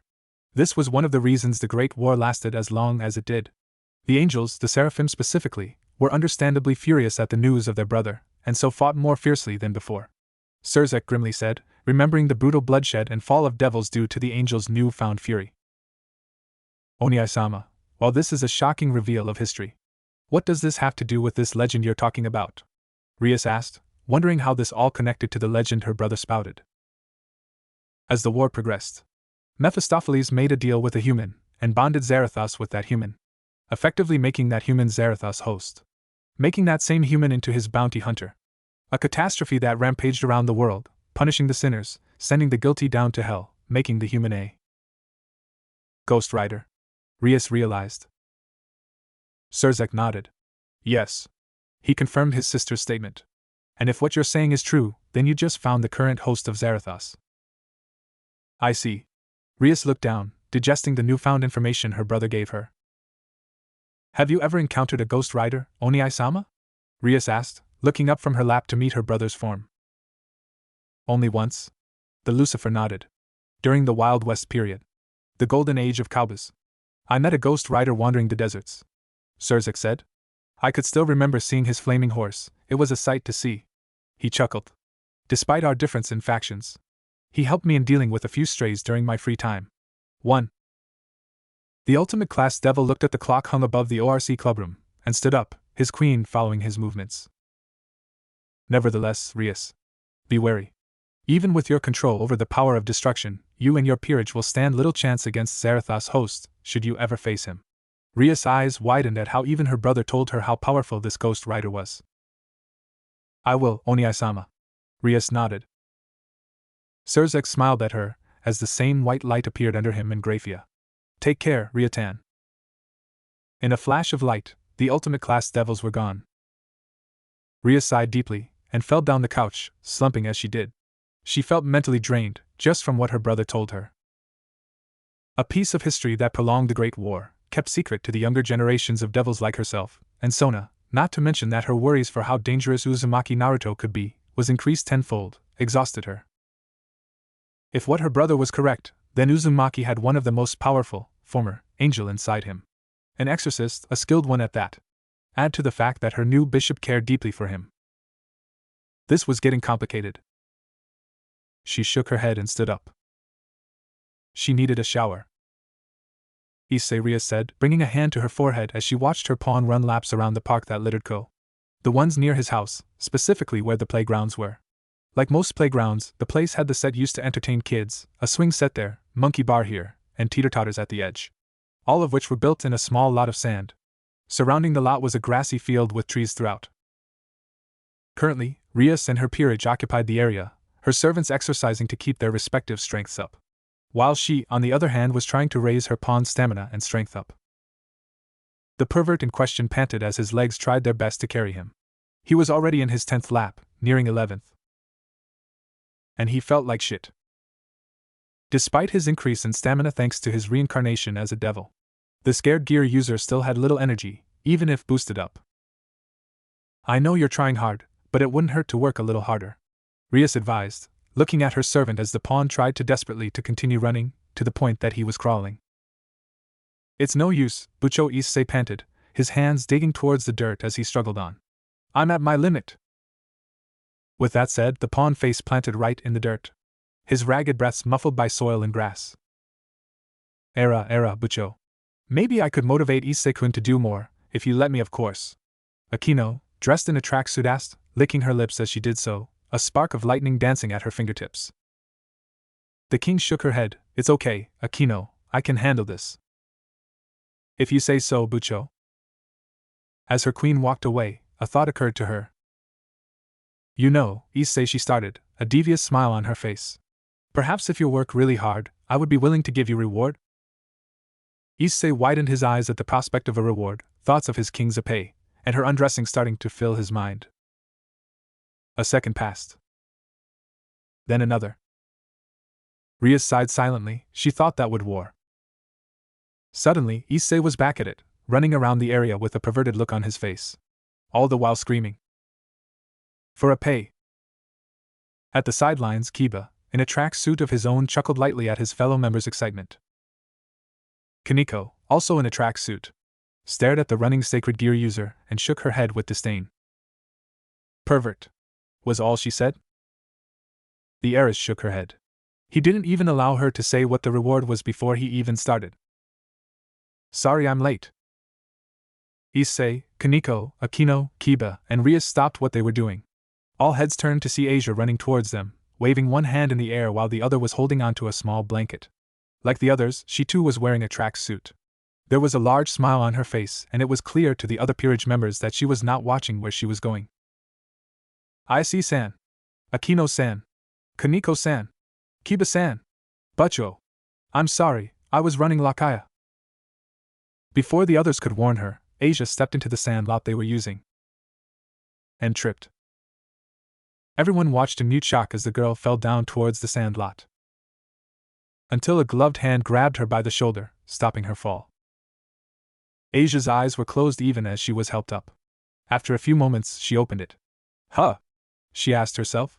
She thought she fell, shouldn't she be kissing the sand by now? You okay, Asia-chan? She turned her head sideways and was met face to face with her beloved friend from her youth. He was standing there, a gloved hand on her shoulder. His outfit the same as before the last night she saw it, only this time, they didn't look charred nor burnt. His normal cold blue eyes gave a twinkle of happiness as he looked at her, and he had a soft smile on his face, oddly emphasizing his whisker marks. Naruto-san! She exclaimed, and engulfed the ex-exorcist in a hug, not minding the chains wrapped around his torso as she did. Thank you for saving me, she said gratefully. No need to thank me, Asia-chan, the blonde softly said. His eyes briefly traveled to the group of devils, and they hardened for a moment, no doubt his instincts as an exorcist kicking in, that and Zarathos burning up inside him at the mere sight of the creatures. But he reined in his ingrained sense to fight his former faction's enemies, even if the three factions were currently in a sort of state of peace. Era, aren't you a hero, Uzumaki-kun? Akeno said teasingly, eyeing the blonde teen as he and Asia approached the peerage members. Naruto ignored the queen and approached the Gremory heiress. He gave his gloved hand out in a handshake. Rias Gremory, a pleasure to officially meet you. He struggled to say as he did, Zarathos' influence trying to take control, to which he forced back. Rias shook his hand with her own, her soft hand feeling the leather texture of the blonde's covered hand. To you as well, Naruto Uzumaki, she said with a smile, having been groomed to handle situations like these. Wasn't this a good start? Here you go. Asia held out a small canister with tea to Issei. The group of devils, including one ex-exorcist, sat around the sand lot as the former nun handed out tea to everyone. Thank you? Naruto-san? Asia turned to her dear friend. I'm sorry I don't have an extra cup, I didn't realize that you would be here. She held out her own cup and looked at him shyly. But if you want, you can drink some tea in mine, she offered. I'm fine, Asia-chan. Naruto gave a small smile as he patted her in the head. Even during their time in the church, the girl was starved for affection. Asia seemed disappointed, but looked pleased when the older blonde patted her head, much like he did when they were younger. Thank you anyways. Asia giggled softly with a flushed face. Asia, Issei said, glaring at the whiskered blonde. That blonde bastard already had Asia's affection, and by the looks of it, Akeno-senpai seemed to be warming up to him, even Butcho too. Like hell was he going to let him take Kaniko's? Why were you late? Ah. Asia blushed and looked at her lap. When Butcho told me about having an exercise with the others, I wanted to help you out, but I wasn't able to think of anything except make tea. Sniffling was heard, followed by a sob. Everyone looked at Issei, who wiped his eyes with his sleeve, crying tears of joy. I can't believe it! I've finally had some good luck. I must be truly blessed to have a cute girl like you to say such nice things to me. As Issei cried manly tears, Naruto took Asia's cup and sipped some tea. His eyes grew a bit at the feeling of the warm liquid. This is good. He sipped a bit more. Asia-chan would make a great wife one day. The blonde suddenly spoke. WWW wife? Asia squeaked out, her face beet red, looking as if her face overheated while steam poured out her ears. MOU Naruto-kun, you shouldn't say such embarrassing things. She frantically smacked the chuckling blonde with her arms, squeaking loudly as she began to apologize profusely. As this happened, Issei's manly tears of joy turned to tears of jealousy and anger. Damn you, whiskered blonde. First you're getting Butcho and Akeno-senpai's attention, now you're planning to marry Asia? He exclaimed, his cartoonish tears streaking down on his face. The pawn pointed at the blonde with a dramatic finger. I'll never forgive you for this. Naruto stopped and looked at Issei, then turned back to Asia. Hey. Stop ignoring me, you bastard. Rias looked on with a smile on her face as her other servants started to warm up to the ex-exorcist. Maybe he wasn't so bad after all. A saddened expression filled her face as she looked down at her lap. She didn't have much time before Riser appeared. She looked up and stared at the whiskered blonde, her brows furrowed and a thought popped in her head. Maybe she could. No, she denied herself before the thought could further. It's too risky to reincarnate him. She thought, with how much power Naruto had inside him, it would be a miracle if she could even bring him to her peerage. Not to mention that Zarathos would be very resistant to the change. Butcho? Akeno's voice cut the heiress off her thoughts. HM? The queen looked at her with concerned eyes. Are you alright? She asked softly, already knowing what the red-haired beauty's dilemma was about. I'm fine, Akeno, it's just that Rias bit her lip and looked away. Don't worry, Bucho. Akeno reassured her, we will beat him, we always have your back, Rias, she said softly. Rias looked down, before looking at her queen with a smile. Thank you, Akeno. Naruto rode in silence as he maneuvered his chopper that followed the stone path. He tilted his handlebars, and deviated from the main path that went to Koa Academy. Soon, he parked his motorcycle in front of the footsteps of an old, Victorian-style building. It looked old, from what he could see, judging from the moss and leaves that grew on the exterior. He got off his chopper and climbed the steps towards the steps, and approached the double doors. He grasped the handles of the wooden doors, and opened it. And was greeted by the sight of what he expected. Rias was sitting behind her desk, a grave frown on her face. Standing beside her was Akeno. The other peerage members were all sitting on the couches of the clubroom. What the blonde didn't expect was to see a gorgeous woman with silver hair and a maid outfit that stood next to the Gremry heiress. All heads turned to him. Is this a bad time? The maid looked at the boy with a stern look. Young man, I don't thin dash. She stopped and her expression was changed with a shocked look. Inside Naruto, Zarathos growled like an animal. Lucifuge, he muttered lowly. You know her? Meanwhile with Grafia, her thoughts were on the whiskered blonde. The boy's power felt like his. Could this boy be? The strongest queen casted a glance towards Rias, who nodded discreetly, confirming the maid's suspicions. I see, Grafia said under her breath. You! Issei pointed at him, catching the ex-exorcist's attention. The hell are you doing here? I'm here to visit Asia-chan. The blonde answered, taking a seat on the other couch, one leg crossed over the other, and stretched his arms over the headrest. But considering this is a bad time. Just as Naruto moved to stand up, an orange glow began emitting from the floor, stopping the blonde from standing up. There was just enough time to see the magic circle with an unfamiliar crest came to life on the carpet, before the crest burst into flames. Whoever was doing this, they had a dramatic flair, he'd give them that. Before the flames fully dispersed, a figure appeared to inside the fire. A gust of wind put the blaze out, revealing the person who intruded the meeting. I smell chicken. Chicken? The person in question was a man around his early 20s with short yellow hair and dark blue eyes. He was wearing a burgundy blazer with gold embroidery on the right, matching pants and black dress shoes. Underneath was a white dress shirt that was not fully buttoned, giving a view of his muscular chest. To Naruto, the guy looked like a douche, judging by the man's arrogant look on his face. It's been a long time since I've been to the human world, the man said, his eyes roaming around the room, before his eyes landed on Rias. Delight and desire sprung from his eyes, to which Naruto rose an eyebrow at. My darling Rias, I'm so happy to see you. Rias shuddered in disgust. Riser Phoenix, Rias spat his name out as if it were the plague. She obviously didn't like him. I knew I smelled the chicken, Zarathos muttered in Naruto's mind.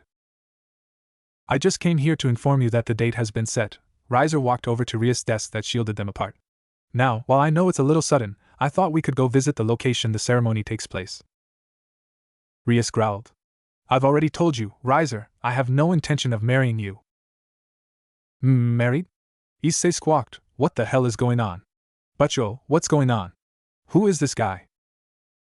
All eyes turned to the pawn, and Riser looked at him as if he were a bug. Who are you? I'm Haida Issei, Rias Gremry-sama's pawn. Wow, that actually sounded pretty formal. Naruto wondered if the boy had been practicing that line. Riser waved the boy's introduction in an uncaring manner. I see. And you didn't answer my question. Who are you? I'm surprised you didn't tell your servants about me, Riser said to Rias. Though I'm even more surprised he doesn't know me. But then, he does smell like a human. That would make him a reincarnated devil, so I guess it would make sense.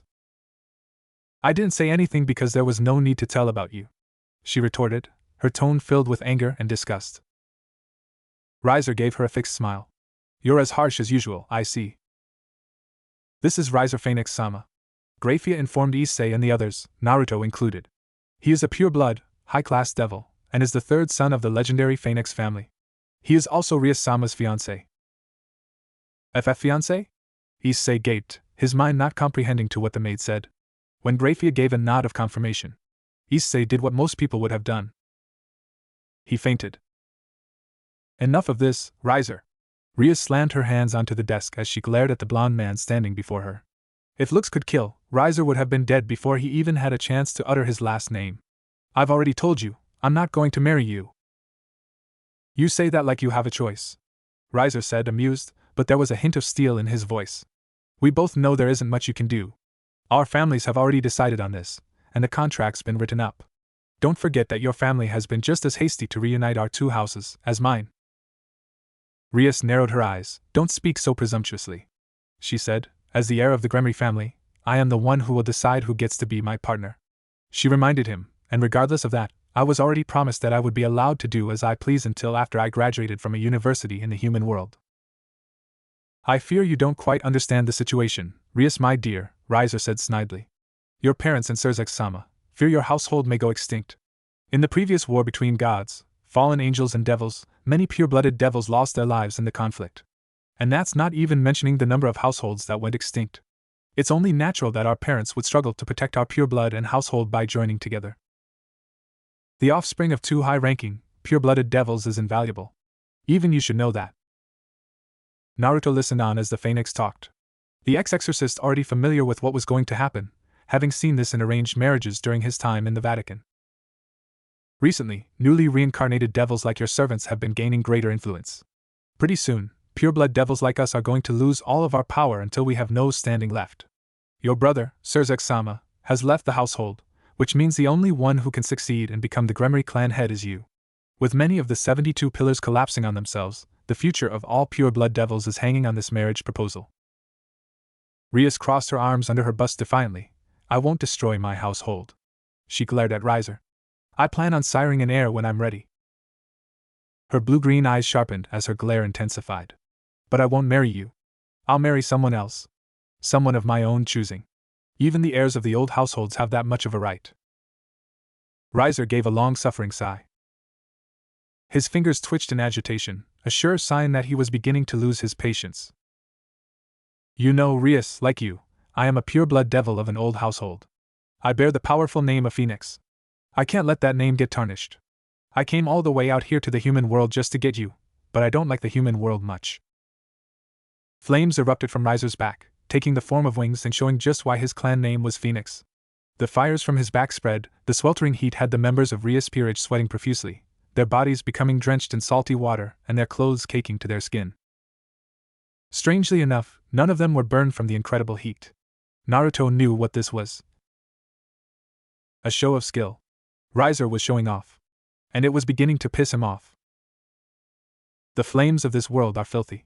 For a devil who holds governance over wind and fire, it's unbearable. His eyes narrowed. I will take you back to the underworld with me. Humph, this lowly phoenix thinks that his fires are strong? How laughable. Zarathus scoffed. He looked over at her servants, Akeno, Asia, Issei, Kiba, and Kaneko. Even if I have to incinerate your servants to do it. He then glanced to Naruto, who was silent throughout the whole exchange. Maybe even this guest of yours to prove my point. Riser smirked cruelly. Okay, he threatened Isa, this bastard was gonna pay. Show him what real hellfire is like, Uzumaki. You lay one hand on my servants or my guest and I'll put those flames of yours out. Rias clenched her teeth. How dare this man threaten the lives of her servants? There was no way she could let such a threat go unpunished. Riser-sama, Graphia said, I suggest you calm down, or you may find those flames of yours getting doused. The queen warned. Oh, well, if the one who was given the title of strongest queen is getting involved, then I guess there's no helping it. I wouldn't want to have to face Surzek-sama's peerage. It has always been said that the Red Satan's peerage is full of indestructible monsters. Actually, I am not the one you should be worrying about, Graphia corrected. That was when Riser noticed, and so did the rest of the others. Naruto stood behind Riser. Flaming chains that burned even brighter than the phoenix's own was wrapped around the devil's neck. I believe you should worry about him, Riser-sama. Naruto narrowed his eyes at Riser. Refrain from threatening Rias and her peerage if you can. It'll help your health in the future, he said lowly, enough for the room to hear. Riser eyed the chains wrapped around his neck and frowned. For a second, he increased the power of his clan's fire. The ex-exorcist, in return, upped his hellfire, Zarathos influencing his thoughts as he did. Very soon, the heat within the room became overbearing as the two blondes increased their respective fires. Rias sweated and looked at the whiskered blonde with a worried glance. Was this the power of a ghost rider? Riser snarled and his flames grew larger. You dare use fire against me? He exclaimed, outraged, not to the fact that this pest used his own element against himself. No, Riser was enraged because the pest's flames actually started to hurt. Flames. Burning him. A phoenix no less. Naruto's eyes started to burn slightly. Soon, Riser bit back a pained sound, when the other blonde's fire burned brighter. Thankfully, before the phoenix could retaliate, Graphia put a stop to it. Enough. She ordered, her tone with authority and ice. Riser-sama, I believe you should calm down. Naruto, please stop this. Rias added.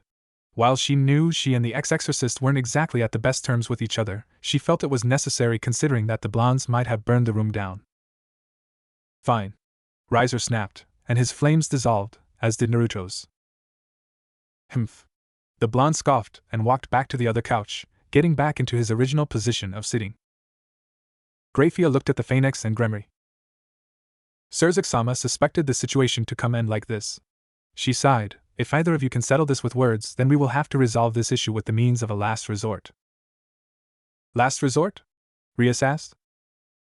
Rias-sama, if you're going to be so insistent with your wish to not marry Riser-sama, then you will have to settle this with a rating game. Rias' confusion turned to shock. Is something the matter, Rias-sama? Graphia asked, noting the shock on the girl's face. Of course not. Rias shook away the expression and straightened up. Her image changed to one who looked like someone who made the right decision and was going with it. There's no way I'm passing up an opportunity like this, she said, and glared at Riser. Riser Phoenix, I challenge you to a rating game. Of course, Riser accepted. Not that he had no reason to. It was clear to everyone that he was favored to win. Not just because he was a fully matured devil, but he also had more experience in rating games. The guy even had the gall to show his peerage to them, even making out with his queen. Issei cried jealous tears that moment. And so, Riser accepted the challenge with glee, and even went on to give Rias and her peerage 10 days to train for the rating game. As Naruto watched from the couch, seeing Riser vanishing with his peerage in another dramatic outro, he sighed and stood up, ignoring the maid who bowed to Rias, and looked at him with a wary look, before disappearing with a flash of light. He couldn't spend time with Asia now, she probably needed the time to train. He grasped the knob and twisted it. Wait! Naruto looked at the red-haired devil in slight surprise.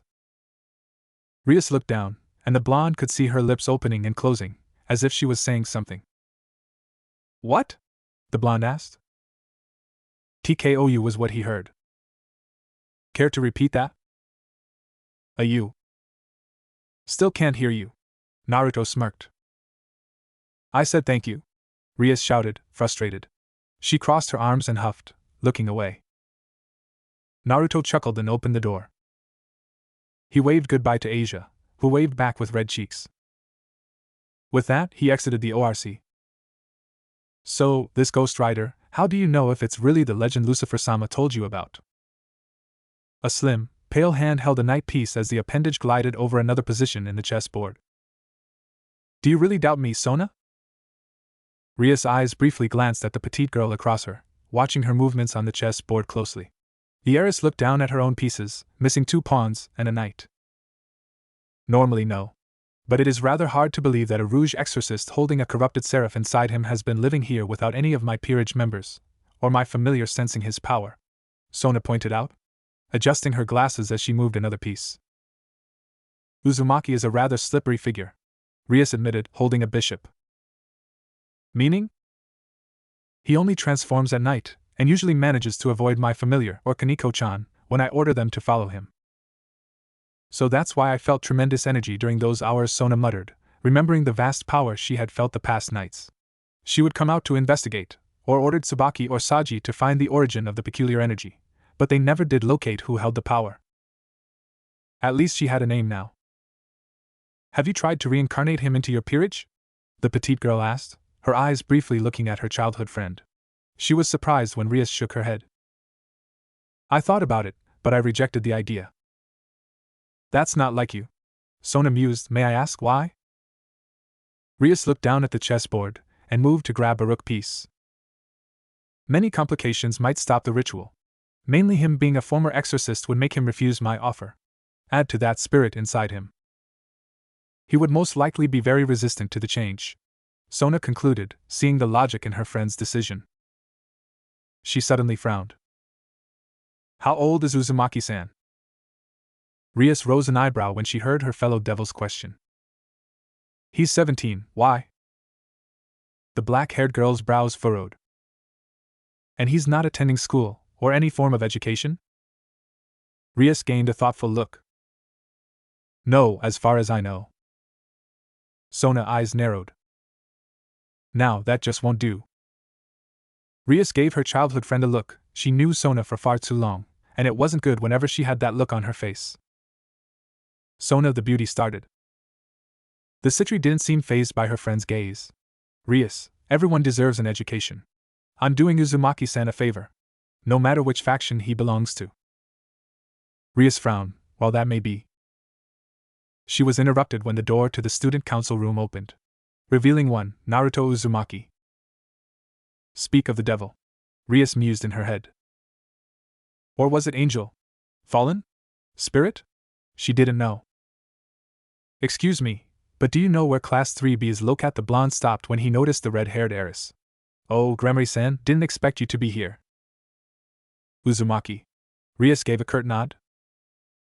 Even if he did defend her from Riser, which he mainly did for her bishop, she was still wary of the ex-exorcist. What are you doing here? She asked, berating herself when it came out a touch rude. Naruto didn't seem to notice her tone. I'm here to pick up Asia-chan. It is her dismissal, right? Or was I too early? He asked himself, delving into mutterings as he thought over his problem.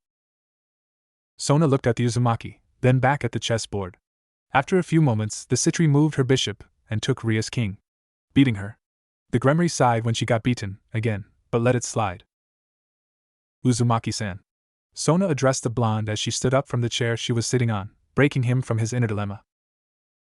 HM?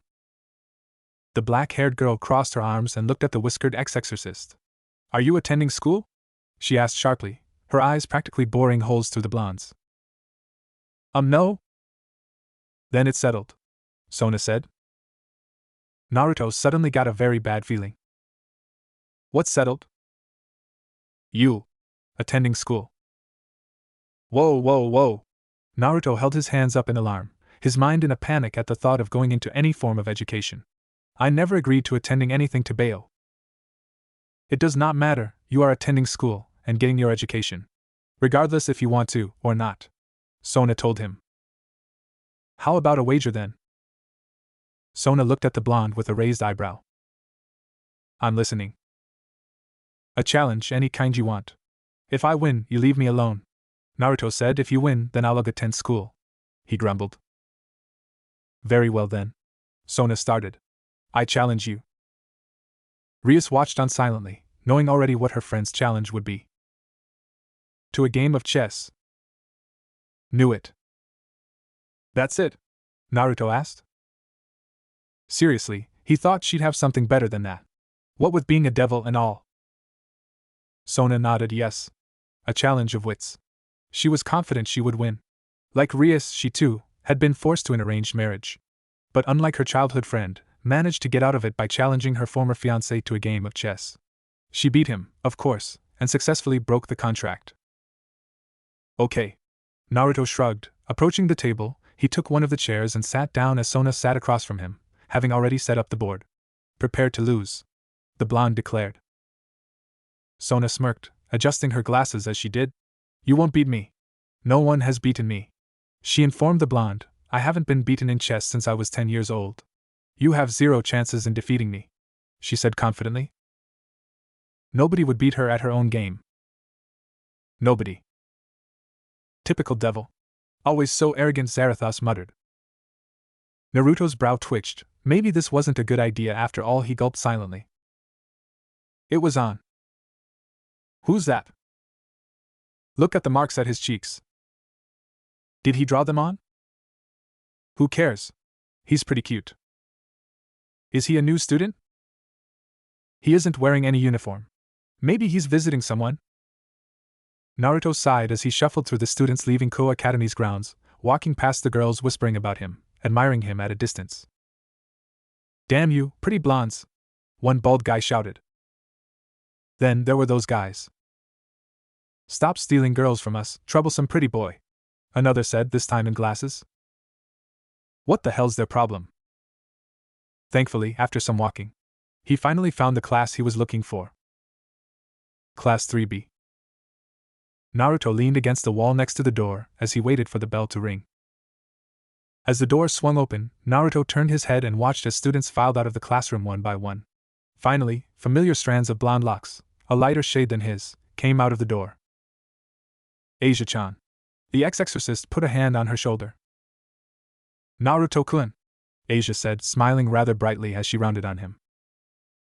The whiskered blonde smiled and jabbed his thumb towards the exit. Wanna get out of here? The former nun nodded shyly. She let out a cute squeak of surprise, and turned red when the ex-exorcist grabbed her hand, intertwining their fingers together as he did, while they walked past the crowd of students. Asia looked down at their hands, noticing their fingers intertwined tightly, just as they always did back when they were young. She smiled softly, and fondly reminisced the time where things were much simpler. Sadly, those times didn't last. But that didn't matter. Even if she did miss those days, she was still looked forward to what the future held for her, and with her beloved friend by her side, the future looked brighter than ever. At my side, Asia thought, and went red as her brain caught up to the double meaning. She wouldn't mind that. Here you go, sir, Asia said cheerfully, handing out contracts assigned to her by her king, a means for a human to summon her for favors. Thank you, lass. An elderly man smiled at her gratefully.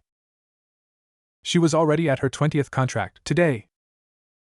The former nun briefly glanced at the side, seeing Naruto leaning on his chopper as she handed out summoning papers. He had been kind enough to help her, letting her drive with him around Ko in his motorcycle, so that it could help progress things faster. It was nice. She enjoyed the wind blowing through her face, watching as trees and buildings passed by. Asia gave the elderly one last smile, then walked back to where Naruto was. The blonde noticed her approaching, and turned his head at her. Ready, go? The bishop smiled. If you are, Naruto-kun. The blonde nodded, and straddled his chopper, Asia gingerly sitting down behind him.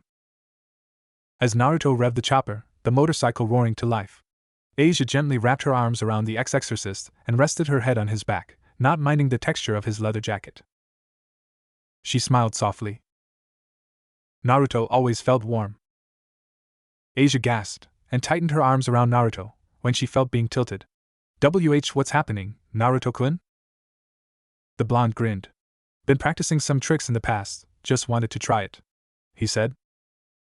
Naruto proceeded to use his chopper in ways stuntmen usually did, doing flips and tricks, all the while with Asia on his back. Said former nun giggled at his antics. So, where to? I don't know to you, Naruto-kun.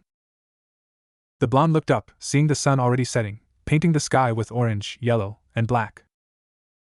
How about we go somewhere to eat? I'd like that, Asia said after a bit of thinking.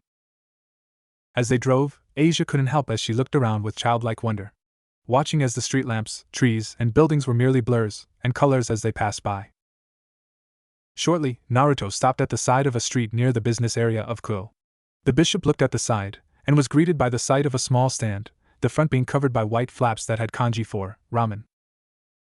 Here we are, Naruto announced, getting off his chopper. He held a hand out to the former nun, who blushed and smiled shyly, taking his hand as he helped her off his motorcycle. The two approached the stand with Naruto leading, opening the white flaps and sat down, Asia sitting by his side.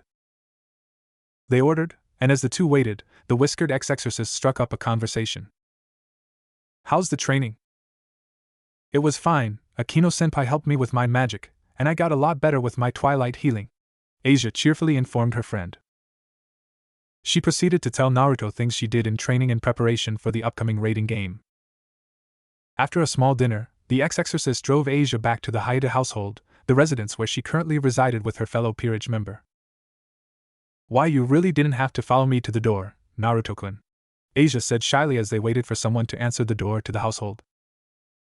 Naruto gave her a teasing grin. Nay, what kind of bodyguard would I be if I didn't protect you, Asia-chan? He teased lightly, chuckling slightly when the girl went bright red. Mao Naruto-kun. Before she could say anything else, the door opened, revealing Mrs. Hayate. The middle-aged woman gasped as she saw the bishop. Asia-chan. You're finally here, she said. I was worried. Why were you out so late? She began to ask, before noticing the other blonde. Her eyes lit up. Oh my, a smile began to spread on Mrs. Hayate's face. Were you out on a date, Asia-chan? Asia spluttered, and her cheeks turned red, as steam blew out her ears. Naruto coughed in his hand, his cheeks slightly pink. Ka-san, who's there? Issei asked, and the door opened up more, revealing the pawn in his pajamas. The sacred gear user eyes widened, and he pointed at the ex-exorcist. The hell are you doing here, idiot blonde? He exclaimed. Mrs. Hayate gasped once again, and gave her son a stern look. Issei, she said, and started to scold her son, ignoring the two blondes watching the scene with a bit of amusement. Well, I'll be off, Naruto told Asia, and started to walk back to his motorcycle. Before he could take one step, he was engulfed in a hug by the smaller blonde. Asia smiled as she embraced him, her heart beating a bit faster as she did. Mrs. Hayate giggled at the scene. How cute, she cooed, completely oblivious to her son, who collapsed to his knees, crying cartoonish tears. Damn you, pretty boys, he cried to the heavens. It was silent as Naruto drove through Koa's streets, the humming of his chopper's engine being the only thing that was heard through the mostly empty street. The breeze picked up as the wind blew harshly, leaves and litter scattering about. Rider. Naruto's eye twitched, and he growled. He stopped his motorcycle for a moment, and rubbed his gloved hands, the familiar burning sensation resonating within him. Not again, Naruto groaned and held his head. Another gust of wind blew by, stronger than before, scattering more trash and leaves around the empty area. The blonde could have sworn he heard the very winds itself chuckle at his misery. Someone's hiding, Zarathos muttered, before he gave out a dark growl that sounded animalistic. Naruto felt the sound leave his mouth. The fallen angel was trying to influence him again. The blonde's head twitched rapidly, his skin started tearing off again, and he felt himself burning up. He gripped the handlebars tightly, and stopped his chopper completely. His eyes started to also burn, his cerulean irises turning into flaming yellow. He hunched over, and pounded his fist on his knee, trying desperately to fight back. Naruto stifled a laugh. His lips twitched, and he started to grin, stretching his whisker marks as he did. A whistle was heard. The blonde snapped his head to the side, only for a black, mist-like creature to tackle him. As he was sent flying, the mist slowly shifted to that of a deathly white-skinned man. Black, unruly hair reached until his back, as his black fur coat covered his body and legs. Underneath the coat was a black vest, coupled with matching legs and shoes. On his back were 7 black wings. Another fallen angel. The winds twisted around him, making his image a blur. The creature grinned at Naruto, showing white, sharp teeth. Planting his foot on the blonde's chest, the man kicked Naruto, sending him towards a nearby car, breaking its front window. The winds cackled as the man flew away to a nearby building. Show yourself, Rider, the creature hissed slowly. Naruto got off from the ruined vehicle and shook off Zarathos' effects. It was all for naught, however, as Zarathos' influence on him increased tenfold, making the Uzumaki collapse. The mist-like man saw this, and grinned maliciously. He dropped off the building and sped towards the kneeling blonde, intent on taking his life. Only for a charred, gloved hand to grab his neck. The creature choked, and desperately tried to get out of the blonde's tight grip. Naruto laughed maniacally. His skin peeled away rapidly, and his outfit charred and boiled. He transformed. Soon, all that's left was a charred, black skeleton, wearing Naruto's clothes. The skeleton's flaming head lifted the creature easily. Rearing his charred fist back, the rider punched the creature, sending him crashing to a tree. The creature hissed, and he grinned darkly. Lucky shot, Rider. With that, he disappeared into the dark winds, a trail of mist following him. The flaming wraith straddled his now burning hell cycle, and rode off, trailing after the mist creature. Soon, The mist eventually found a dead end, and went up. The flaming skeleton watched as the creature went up the building, disregarding the laws of physics. The skeleton laughed insanely. He tilted his hell cycle and revved it. The hell cycle's burning tires stuck to the building's wall, and the rider drove at the side of the building, unintentionally destroying the window panes with his hellfire. At the bottom of the building, a red light appeared on the floor, and in a flash, Rias Gremory and her peerage appeared. Was this where you felt the power, Kaneko? Rias asked her rook, her blue-green eyes never leaving the building. The white-haired Nekasha nodded mutely, and pointed towards the roof of the building. At the top, she said. Another flash of light, this time blue, appeared on the ground just a few feet away from them, and they turned their heads towards the light. It soon died down, and revealed Sona, along with her peerage. You again! Issei yelled once he caught sight of Saji Genshiro, who in return, glared back at his fellow pawn. Miss me, pervert? Like hell! The red-haired heiress ignored her bickering servant, and looked at the black-haired girl in surprise. You felt it too? Rias asked her childhood friend. Tsubaki answered for her king, we did, Rias-sama. Which is why we came here, to investigate this commotion. Kiba turned to his king, what's your orders, Butchuo? We wait. The peerage members looked at the Gremory with shock. But Butchuo dash. Issei tried to speak, but Sona cut him off. Rias is right. For now, we need to assess the situation, and see whether this entity is friend or foe.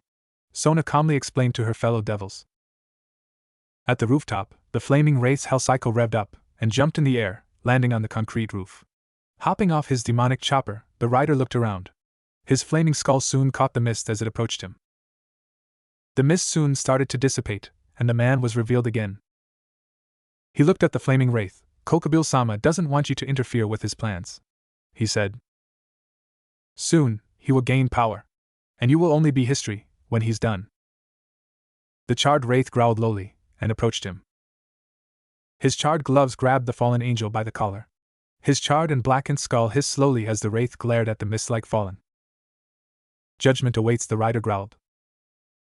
The fallen chuckled darkly, and escaped the flaming wraith's clutches as he started to float up.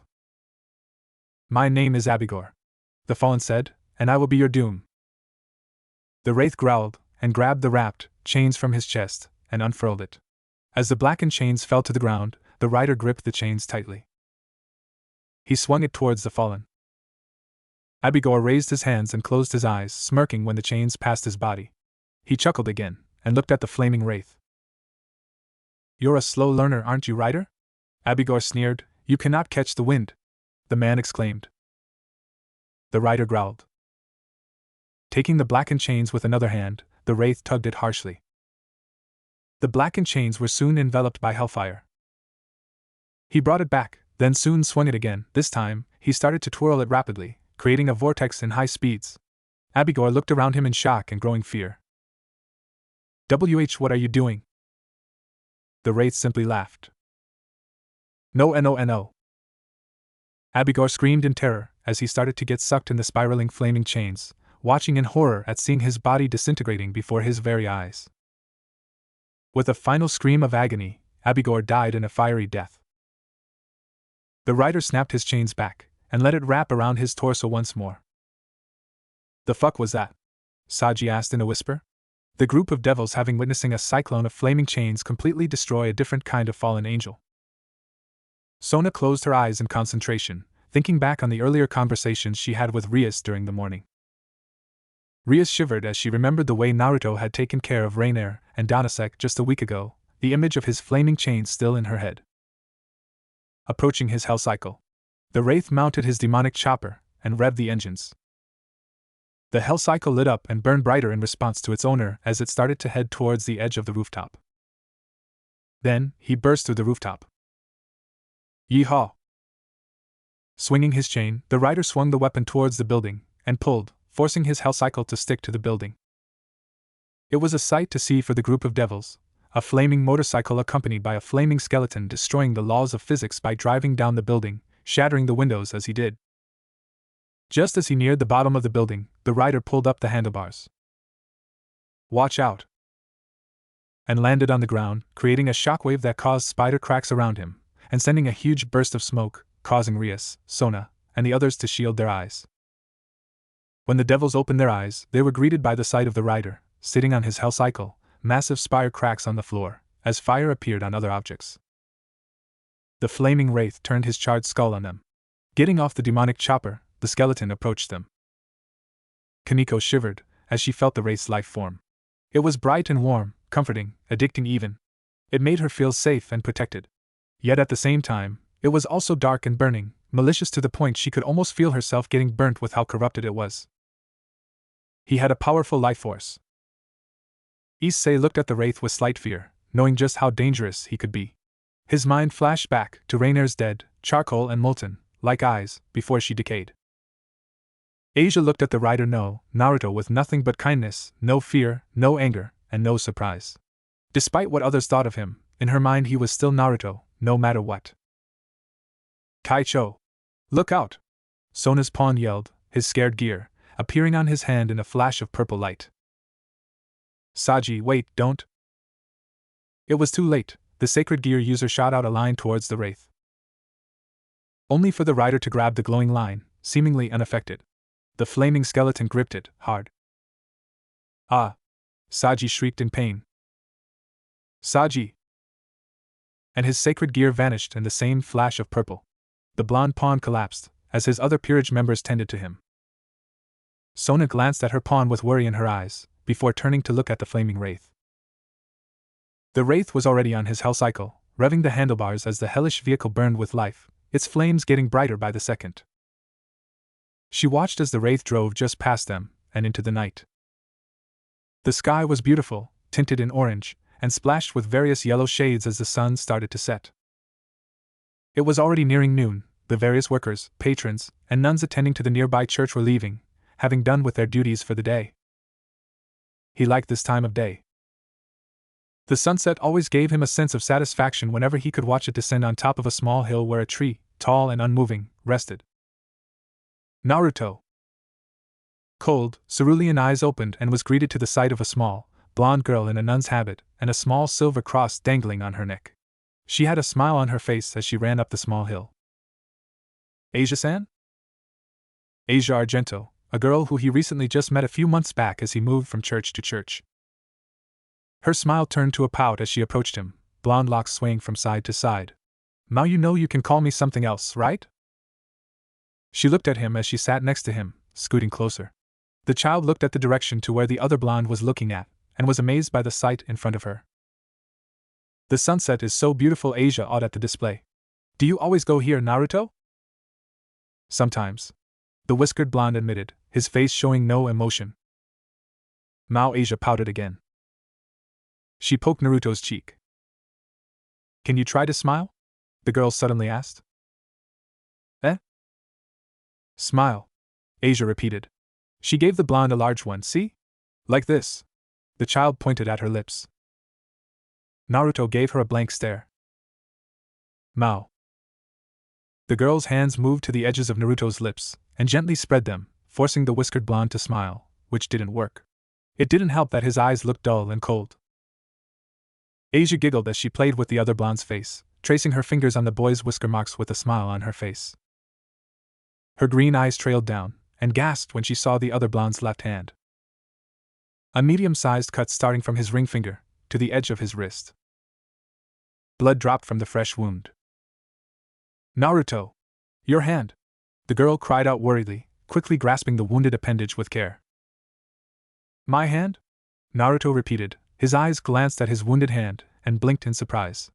Oh, he said simply. Must have gotten it from training, he muttered. Holy blades were hard to hold for a 10-year-old. Now you need to take better care of yourself, Asia said. She looked down as her other hand enveloped the whiskered blonde's wounded one. Soon, a green glow covered her small hands, then, Naruto's cut started healing. I'm not always going to patch you up when you get hurt, she reminded him. Her hands, still covered in the green glow, started to subside. Done! Naruto pulled his hand away and stared at it. There was only a scar, proof that here used to be a wound. Thank you? The whiskered blonde looked at the girl when she giggled at how his tone seemed to change when he thanked her. Naruto slowly moved his hand and went closer to the girl. A tint of red appeared on Asia's cheeks as the other blonde's hand tucked a stray blonde lock behind her ear. She smiled, a beautiful smile that reminded the exorcist in training of his mother. Do you like the sunset? The nun asked. Naruto nodded. Why? It reminds me of my Ka-san. Asia tilted her head in confusion when she heard the word. What's a K-ka-ka? Asia frowned and her nose wrinkled cutely in confusion as she tried to pronounce the word. Ka-san. Naruto corrected her. Yes, what is that? It means mother in Japanese. Oh. Asia's mouth made an O shape. You are Japanese, right? She asked. The blonde nodded. Why does the sunset remind you of your Ka-ka-ka-san? Asia asked, inwardly cheering slightly when she pronounced the term correctly. It's beautiful, and full of life, bright and warm, comforting. Naruto listed off. Just like Ka-san, the blonde muttered. Where is your Ka-san? The little nun asked innocently.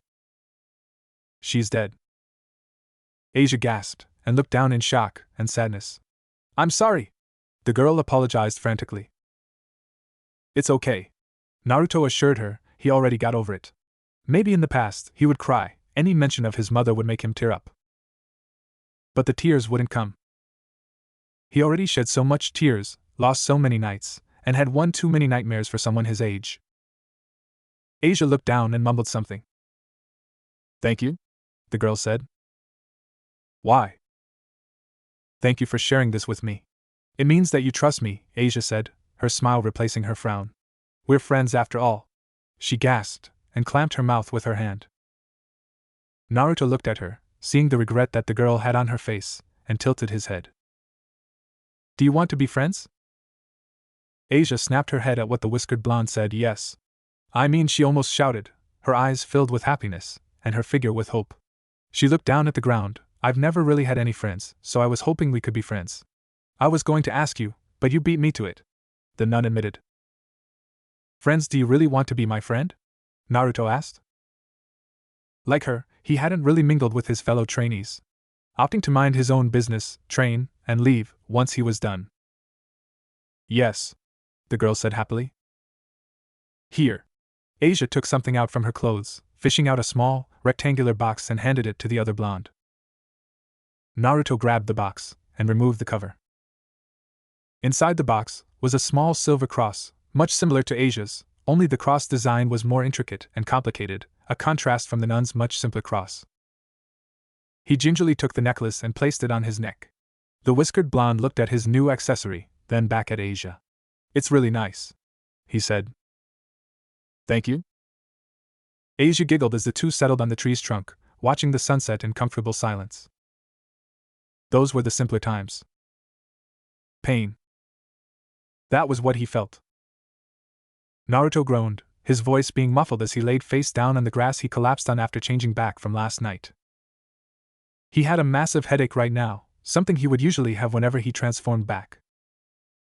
The grass was soft. He lay there for a few more moments, just to catch up on some much-deserved rest. Zarathos wasn't saying anything, which the blonde wanted. Naruto really was not in the mood to tolerate the corrupted angel right now, his headache was still throbbing. He just needed to rest. He'd worry about other things later. Sleep was calling, and he was planning to answer the call. How?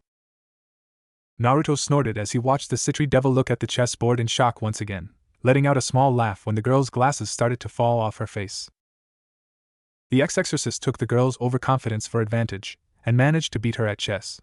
The black-haired girl's reactions never failed to amuse him. Inside, Zarathos was chuckling, feeling a sense of victory at seeing his host beat the heiress at her own specialty. It was entertaining, to say the least. Rias looked as equally surprised as her childhood friend, expecting the match to be over in a few minutes, and for Sona to ready the papers to enroll Uzumaki to Ko Academy. She never expected that the blonde would actually beat Sona in her own expertise, thus winning the wager he had offered to her rival. Sona herself was flabbergasted as she tried to comprehend her own loss. Her normally cold and calculating image as the president of the student council, currently absent. There she was, observing the blonde's movements and tactics, implementing her strategy to defeat him. I don't understand. She muttered, I was watching your every move. I observed how you played. I tried to counter your strategy. Sona whispered. How did you beat me? I'd like to know too, Rias added. Easy. Naruto started, standing up from his chair. He stretched for a moment, then looked at Sona. I never had a strategy to being with. What? The blonde shrugged. It's true, I just moved when it felt right to do so, he explained. Sona looked down as she picked up her glasses, staring at the wooden table for a few moments, muttering something he couldn't hear. The school bell rung. Would you look at that? Naruto craned his head towards the direction of the sound. Anyway, he approached the door and grabbed the knob, twisting it gently. I have to go get Asia-chan, see ya. With a lazy wave, the blonde opened the door, leaving the two heiresses alone. The crunching of grass could be heard, but Naruto was too tired to even move. How long had he passed since he laid here? How many hours? 1? 2? He didn't know. At least he didn't feel as tired as he was before. He decided to just stay asleep. Poke. Until someone poked him with what felt to be a stick. Wake up. The voice that sounded feminine, but cold and detached from the world, similar to his own, during his time as an exorcist. Another poke. Wake up. He was poked again. Okay, this was starting to get annoying. The third time the person tried to poke him, always at the exact same spot, mind you, his head, Naruto grabbed it just as it neared his cranium, and promptly chucked the branch away. Stop bothering me, he grumbled drowsily, his mind still in a haze due to last night's events. Just as he was about to rest again, his eyes widened a bit in shock. The sheer power this newcomer had was strong, stronger than even Zarathos, and that was saying something. Their aura, it strangely felt different than any other being he had encountered. It felt like a dragon. Naruto raised his head up and was greeted by a young girl with gray eyes and long, black hair. She wore a black and purple dress that looked gothic in general. Your existence interests me. The girl started, her voice cold and distant, matching the emotions, or lack thereof, in her eyes. Join me. Naruto blinked once, then twice. Join my group, and help me rid of a pest disturbing my home. She elaborated. In return, I will grant you whatever you desire. The girl offered. You know. Naruto deadpanned, looking at the girl absurdly. I have someone to protect, and I'm not gonna up and leave her to bail, he said. But your aura, the blonde trailed off, looking at the mysterious girl. Why would a dragon need my help? The girl gave a rose eyebrow for a split second, before going back into an emotionless facade. It seems you catch on quick, she admitted, if you must know. My name is Ophis. It took a second for Naruto to register what she said. Despite his position on the ground, he tensed. The Ouroboros dragon, he muttered. His mind immediately went into alarm, worried that he somehow managed to gain the attention of a dragon god. I refuse to leave until you join me, Ophis persisted. Naruto felt a growing pit in his stomach. One wrong move, and he could potentially get killed from the dragon god. Too bad for you, I'm not going anywhere. Naruto stood up, with a firm stance. He held his hand out, and twin fiery short swords attached with chains appeared within his hands. He made a promise to Asia. Like hell was he going to break that promise? Ophis narrowed her eyes. Naruto knew that she was hiding her true power that resided in her transformed body, to which made him all the more wary. He could already feel Zarathos burning in him. You are a foolish, but a brave idiot, Ophis said bluntly. Cue sweat drop. Naruto expected a lot of things, but he honestly didn't expect for her to say that. Then again, he couldn't deny her claim either, clashing almost every day with a powerful fallen angel obsessed with eating souls, and punishing the guilty could attest to that. Sorry, but I don't really desire anything right now. Ophis stayed silent. Regardless, you will still join me on my quest to reclaim my silence in my home, she stubbornly insisted. The ex-exorcist shifted his stance as Zarathos started to influence him more. It was slightly tempting to let the corrupted angel to take control, so he could at least escape from the dragon god. Don't even think about using that spirit locked up inside you. Naruto clicked his tongue. Well, there goes that. Why do you even need my help? He asked. Aren't you a dragon god? I think you could handle this pest all by yourself. He pointed out, while he may not know a lot of the dragon god, he did know that she was the leader of the Cows Brigade, a terrorist group consisting of various people with mixed races. A battle between me and the pest would last too long. Which is why I need backup to ensure his defeat. Sorry, lady. But I still refuse. Naruto shook his head. Not to mention I have enough on my plate as it is, he muttered to himself, Zarathos being one of the problems. There was silence. Ulfis looked up, before turning her head towards the ex-exorcist. You interest me. But I have other duties to attend to. She silently muttered before turning away from the blonde. Just as she walked away, she craned her head to the side to look at the whiskered ex-exorcist. Reconsider my offer. With that she disappeared. Naruto sighed in relief, his weapons disappearing as the dragon god's aura vanished. He needed to start watching his back. It had been a few or more days since Gremory and her peerage went into the underworld to face the Yakitori. During those days, Naruto passed the time wandering around Ko, exploring the city while he rode on his chopper, just taking in the sights. There were more than a few stray devils to which he quickly took care of. They weren't problems at all, just a few nuisances. Currently, he strolled casually through the sidewalks that neared Ko Academy, wandering around the city as a pastime while he waited for Gremory and her peerage to come back. Naruto-kun. Speak of the devil, literally. The blonde turned around, ready to greet whoever called him. Only to get tackled by a blonde missile known as Asia Argento. Whoa! The ex-exorcist let out a small grunt, and held the girl, who was currently trying to hide her face. Sobs escaped Asia. Naruto froze, and looked at her. Asia-chan, what's wrong? He asked softly, rubbing his hands up and down on her arms as he did, giving a bit of comfort to the crying bishop. Asia looked up, her eyes were red, and tear marks streaked down her face, letting out a few hiccups as she tried to speak. It's okay, take all the time you need, Naruto said, rubbing circles around her back as tears continued to drop down her face.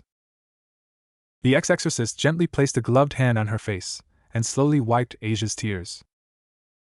We failed Naruto-kun. She slowly started, hiccups escaping her mouth as she did. What do you mean?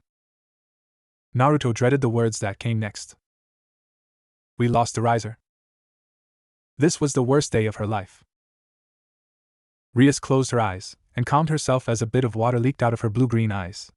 She was sitting down in a room, preparing herself for her special day. It didn't feel special. It felt like a nightmare.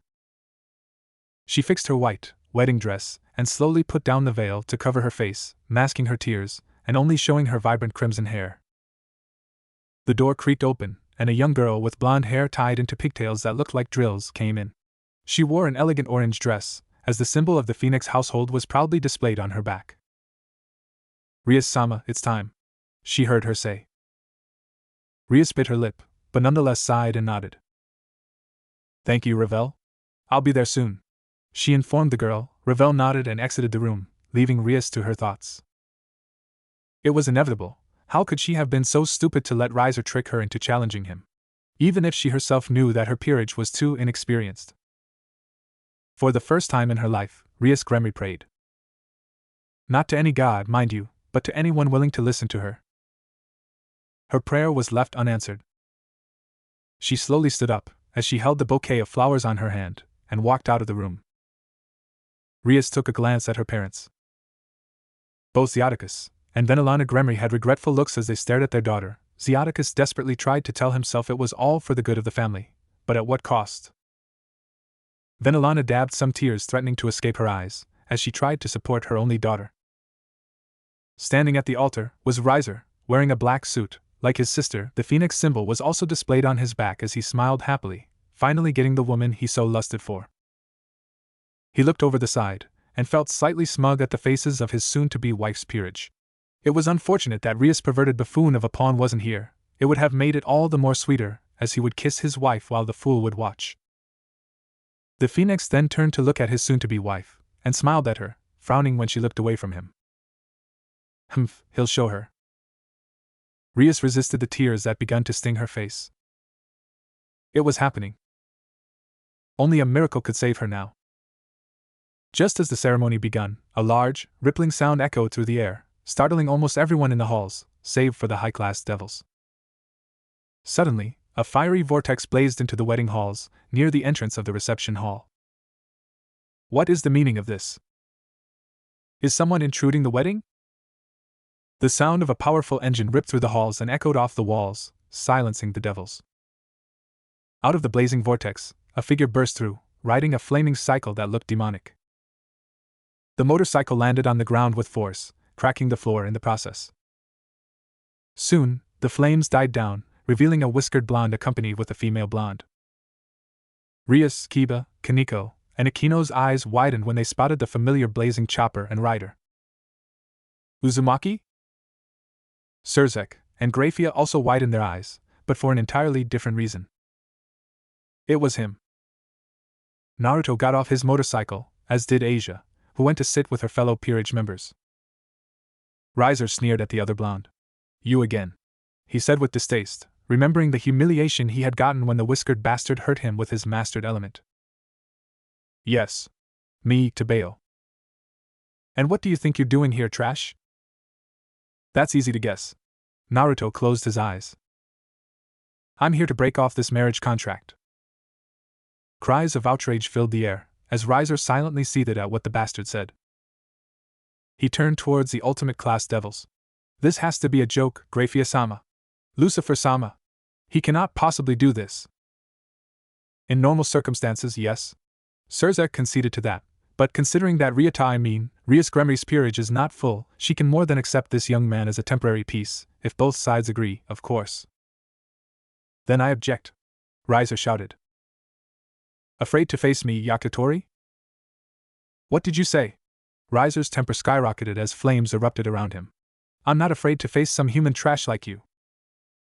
Then prove it, Naruto challenged. The ex-exorcist cleared his throat.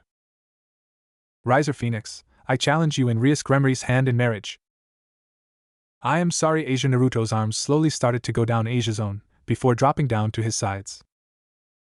Asia looked up at the blonde's face as hopelessness started to set in. Her stomach churned, knowing that not even one of the strongest people she knew couldn't help her butchuo. Evening started to approach as the two stood in silence. The wind picked up as people retreated for the night. I see, Asia said sadly, her eyes dropping down to the ground as her shoulder slumped.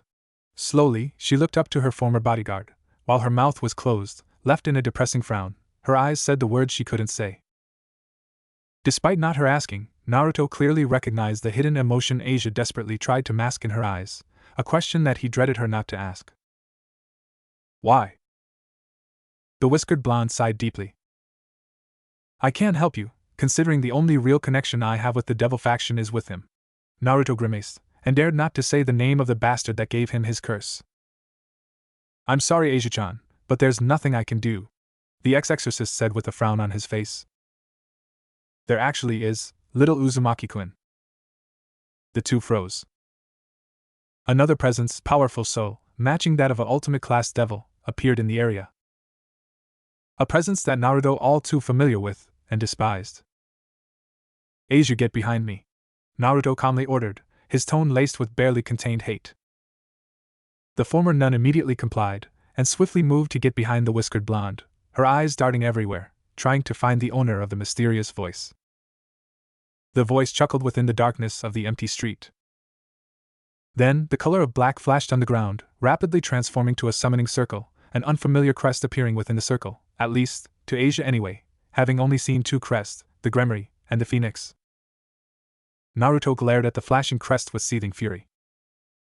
Zarathos was screaming in rage as a figure slowly appeared within the summoning circle, a feeling that was shared with his host. Finally the magic dispersed, and the figure's presence increased tenfold.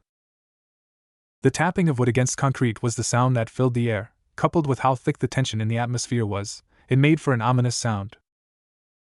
Out of the darkness was a man with dual-toned hair, slicked back, along with his black duster and cane, gave him the look of a nobleman. As he approached the two blondes, a smile slowly started to form on his face. Missed me, Uzumaki-kun? Naruto snarled, while Zarathos flared his power that matched the mysterious figure, something which caused Asia's knees to buckle as the whiskered blonde supported her instantly. Like hell, Naruto spat with venom. What the fuck do you want?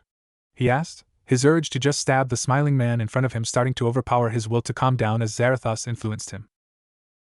Tut tut tut, the man chuckled with mirth. Now, that isn't the way to show your appreciation to someone who's going to help you, is it?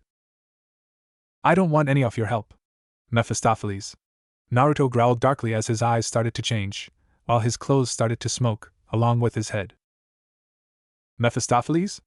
Asia repeated out in shock and confusion, recognizing the famous and legendary devil, having been told of the man's stories during her time in the church. She yelped and hid behind her former bodyguard when Mephistopheles glanced at her, his blue-red eyes boring into her greens. Oh, is this the girl you so desperately tried to find? He asked, seemingly amused, judging by the smirk that replaced his smile.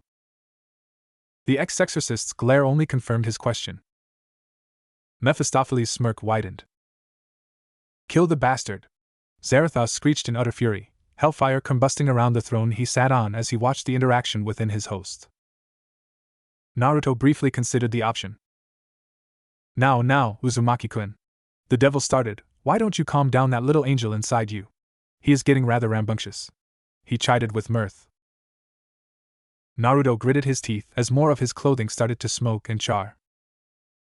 Naruto-kun, Asia said softly, her hand gently grasping his gloved hand, even as she felt the flame that resided inside, which slowly started to die down.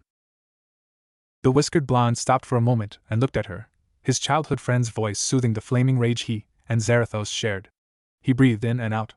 His flame started to shrink, as more of his smoke started to fade away. How touching, Mephistopheles said, dabbing a fake tear from his eye. He chuckled when the two blondes looked at him, the girl with slight annoyance, coupled with a bit of fear, while Uzumaki-kun glared at him. Oh, don't mind me, continue with this moment of yours. Which you ruined, Naruto muttered lowly before he turned back to the devil. Why are you helping me? Deja vu hit the blonde as hard, his mind pulling back to the first time he met the devil, who changed his life. Literally. He could still remember the blood, his blood on the paper, Mephistopheles' laughter as he disappeared, while he passed out due to blood loss. That's easy, Uzumaki-kun. Mephistopheles smiled the devil's smile. It's simply because you've done such marvelous work for me, the devil said, circling the two blondes as he spoke, and I always reward those who've done good. What do you mean? Naruto asked, thoroughly confused on what the devil said, not always remembering his escapades whenever he transformed into the rider. The ones that you've punished, of course, Mephistopheles replied casually, inspecting his cane as he did. Asia's face expressed confusion at what the devil said. The people I've Naruto eyes looked down to his charring gloved hands slowly, his hands started to turn to fists, as smoke escaped the appendages. Killed. Behind him, Asia's eyes slowly widened. Before she could say anything, Mephistopheles laughed loudly. Right on, Uzumaki-kun, the devil confirmed with glee. You see, I had other humans, and stray devils who made deals with me, Mephistopheles explained. Unfortunately, they didn't exactly pay up, if you know what I mean. The devil said with a deep frown. If there was one thing he hated other than the old Satan faction, it was people who cheats him, and use him to their own gain. He was supposed to do that, not the other way around. Fortunately, however, Mephistopheles' smirk came back. You happened to come across them during your escapades with the little angel. And so, with you killing him, punishing them, I managed to kill two birds with one stone. Mephistopheles chuckled, you pay off your deals, while also doing away with those unpaying miscreants.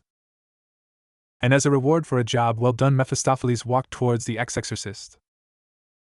Naruto glared as Mephistopheles smirked. I will help you in your little dilemma. Your little nun's master is about to be wed to one of the head phoenix's sons, am I correct? Mephistopheles guessed. Asia looked at the devil with confusion. How do you know that? Little girl, even if I don't go to the underworld anymore, there are some things that don't escape me, such as news of 2 of the 72 pillars trying to unite. Well, I can assist you with that. Naruto looked at the devil with wariness. How? Mephistopheles' smirk broadened. Trust me, Uzumaki-kun. You'll see when you get there. With that, the devil turned back. As he was a few feet away, Mephistopheles craned his head sideways to look at the whiskered blonde. Now, don't you have a wedding to crash? Riser Phoenix, I challenge you for Rias Gremery's hand in marriage. Silence filled the wedding halls after the blonde's declaration. Everyone's eyes were all looking at the blonde, some were with confusion, others were with anger, the phoenix mostly, while Rias looked at the ex-exorcist with hope. How dare you! One voice exclaimed. The blonde's head turned towards the direction of the voice. And the sight of a fuming Revel Phoenix was what he was greeted with. Who are you, to challenge Oniai-sama? Human trash! Her voice was filled with arrogance that was similar to her brother's. Briefly, Naruto wondered if being a pompous brat was a trait among the Phoenix. Soon, outraged cries were sounded off by other devils, after the female Phoenix's own, as older devils glared heavily at the whiskered blonde. Why you can't be serious, Lucifer-sama? Riser cried out in rage. He pointed towards the blonde. He isn't even a devil. He has no political backing. This can't be allowed. That is true, Surzek. Zeoticus interjected calmly. This boy does not have political support, nor is he a devil himself. True that Rias could temporarily transform him into one of her pieces, but that does not leave the fact that he still has no political backing. I believe I could be of assistance? A black light appeared within the floor of the wedding hall, near the altar where Riser and Rias stood, before a figure started to appear within the summoning circle. Mephistopheles stepped out of the summoning circle and breathed the fresh air of the underworld, smiling widely as he heard the shocked and startled gasps of the old devils, along with the heads of the Gremery and Phoenix. I'm Mephistopheles. That's my name. The devil in question replied in amusement. As for the boy's political support, Mephistopheles started. I think I can help with that, he said, smirking when he looked at his race's befuddled and shocked faces at his statement. What do you gain of this, Mephistopheles? Surzek asked grimly, looking at the ultimate-class devil with wariness. You haven't been in the underworld since the Great War. I don't see you gaining anything from letting this boy interrupt and fight Riser-sama for Rias Gremery's hand in marriage. You and I know why I'm supporting this particular boy, Lucifer-sama, Mephistopheles said with a knowing look towards the current Satan. Surzek remained silent. Very well then. The red Satan started, since Uzumaki-san. The devil's eyes trailed to look at the blonde, having known his name thanks to his little sister. If this was truly Zarathos' current host, then he would have to keep an eye on the boy. Has a sponsor, and is slated for to be transformed with a temporary piece. Surzek looked at the seething Riser. Riser Phoenix, do you accept Uzumaki-san's challenge? A battle that will decide the fate of your engagement. The Phoenix reined in his temper and nodded firmly. I accept, Lucifer-sama. But once I win, I want him executed. Riser exclaimed, his glare locked on the other blonde. Surzek fished out a piece especially created by his dear friend, Ajuka Beelzebub, and showed it towards the whiskered blonde. Uzumaki-san, if you accept this, then you will be transformed as a temporary knight to fight for Rias Gremery. Naruto looked at Rias. What's it gonna be, Gremery? The blonde asked, staring at the redhead. Uzumaki Rias looked down and bit her lip, everyone staring at her to make a decision. I, Rias Gremery, accept you as my temporary knight. The piece vanished from the Satan's hands, and into the Uzumaki in a flash of red light. May I request something? Mephistopheles asked out of the blue. Surzek looked at him with curious eyes. What is your request, Mephistopheles-sama? That this fight will be broadcasted among the factions, for entertainment of course. The devil said, his eyes glinting for ulterior motives. Surzek raised an eyebrow. May I ask why, Mephistopheles-sama? Oh, you know, entertainment. I'm sure the other factions would love to see two young men about to kill each other, and other reasons. The devil explained with a mysterious smile. What are you playing, Mephistopheles? Surzek thought with suspicion, but did not show it. All right then, it has been decided. A rating game will occur between Riser Phoenix and Naruto Uzumaki. If Uzumaki-san wins, then Rias Gremery would be released from her contract. If Riser-sama wins, then Uzumaki-san will be executed. This game will be broadcasted amongst the factions, just a reminder to those who will soon be watching. Now let the rating game begin. With that, Naruto and Riser disappeared in a flash of light. Soon, a giant projection screen appeared above everyone's heads, a way to watch the rating game. Is this the man that beat you, Sotan? The girl in question turned away from the screen with flushed cheeks as she glared at her sister. Yes, he is, Wani-sama. Sona confirmed, her hand already rubbing her forehead. She could already feel a headache coming in, as her sister turned towards the screen. Sarah Fall Leviathan stared at the screen intently, specifically looking at the blonde that beat her little Sotan at chess. Wanisama, please don't stare at him so intently. Sona deadpanned at her sister. Sarah Fall waved her little sister off dismissively, which only served to irritate Sona more. Oh, don't worry, Sotan, it's not like I'm gonna steal your future husband or anything. The Satan trailed off with a teasing smile aimed towards her now flushed sister. Wanisama.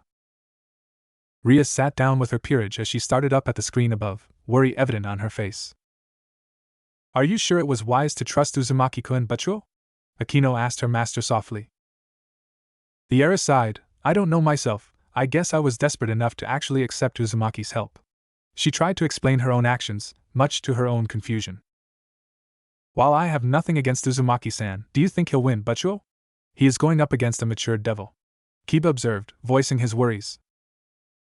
Naruto-kun's going to win, Asia answered, her eyes gleaming with determination as she looked at the screen.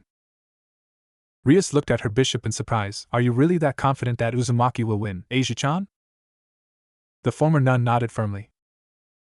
A few seats away, Xiaticus, along with Venelana, conversed with Lord and Lady Phoenix. What do you think of this development, Lord Gremory? The head of the Phoenix clan asked, genuinely curious to what his fellow head was thinking. It is a surprising change of plans, that's much to say, Xiaticus said, earning a nod from the Phoenix. However, a frown slowly formed at Xiaticus' lips. Venelana looked at her husband with worry.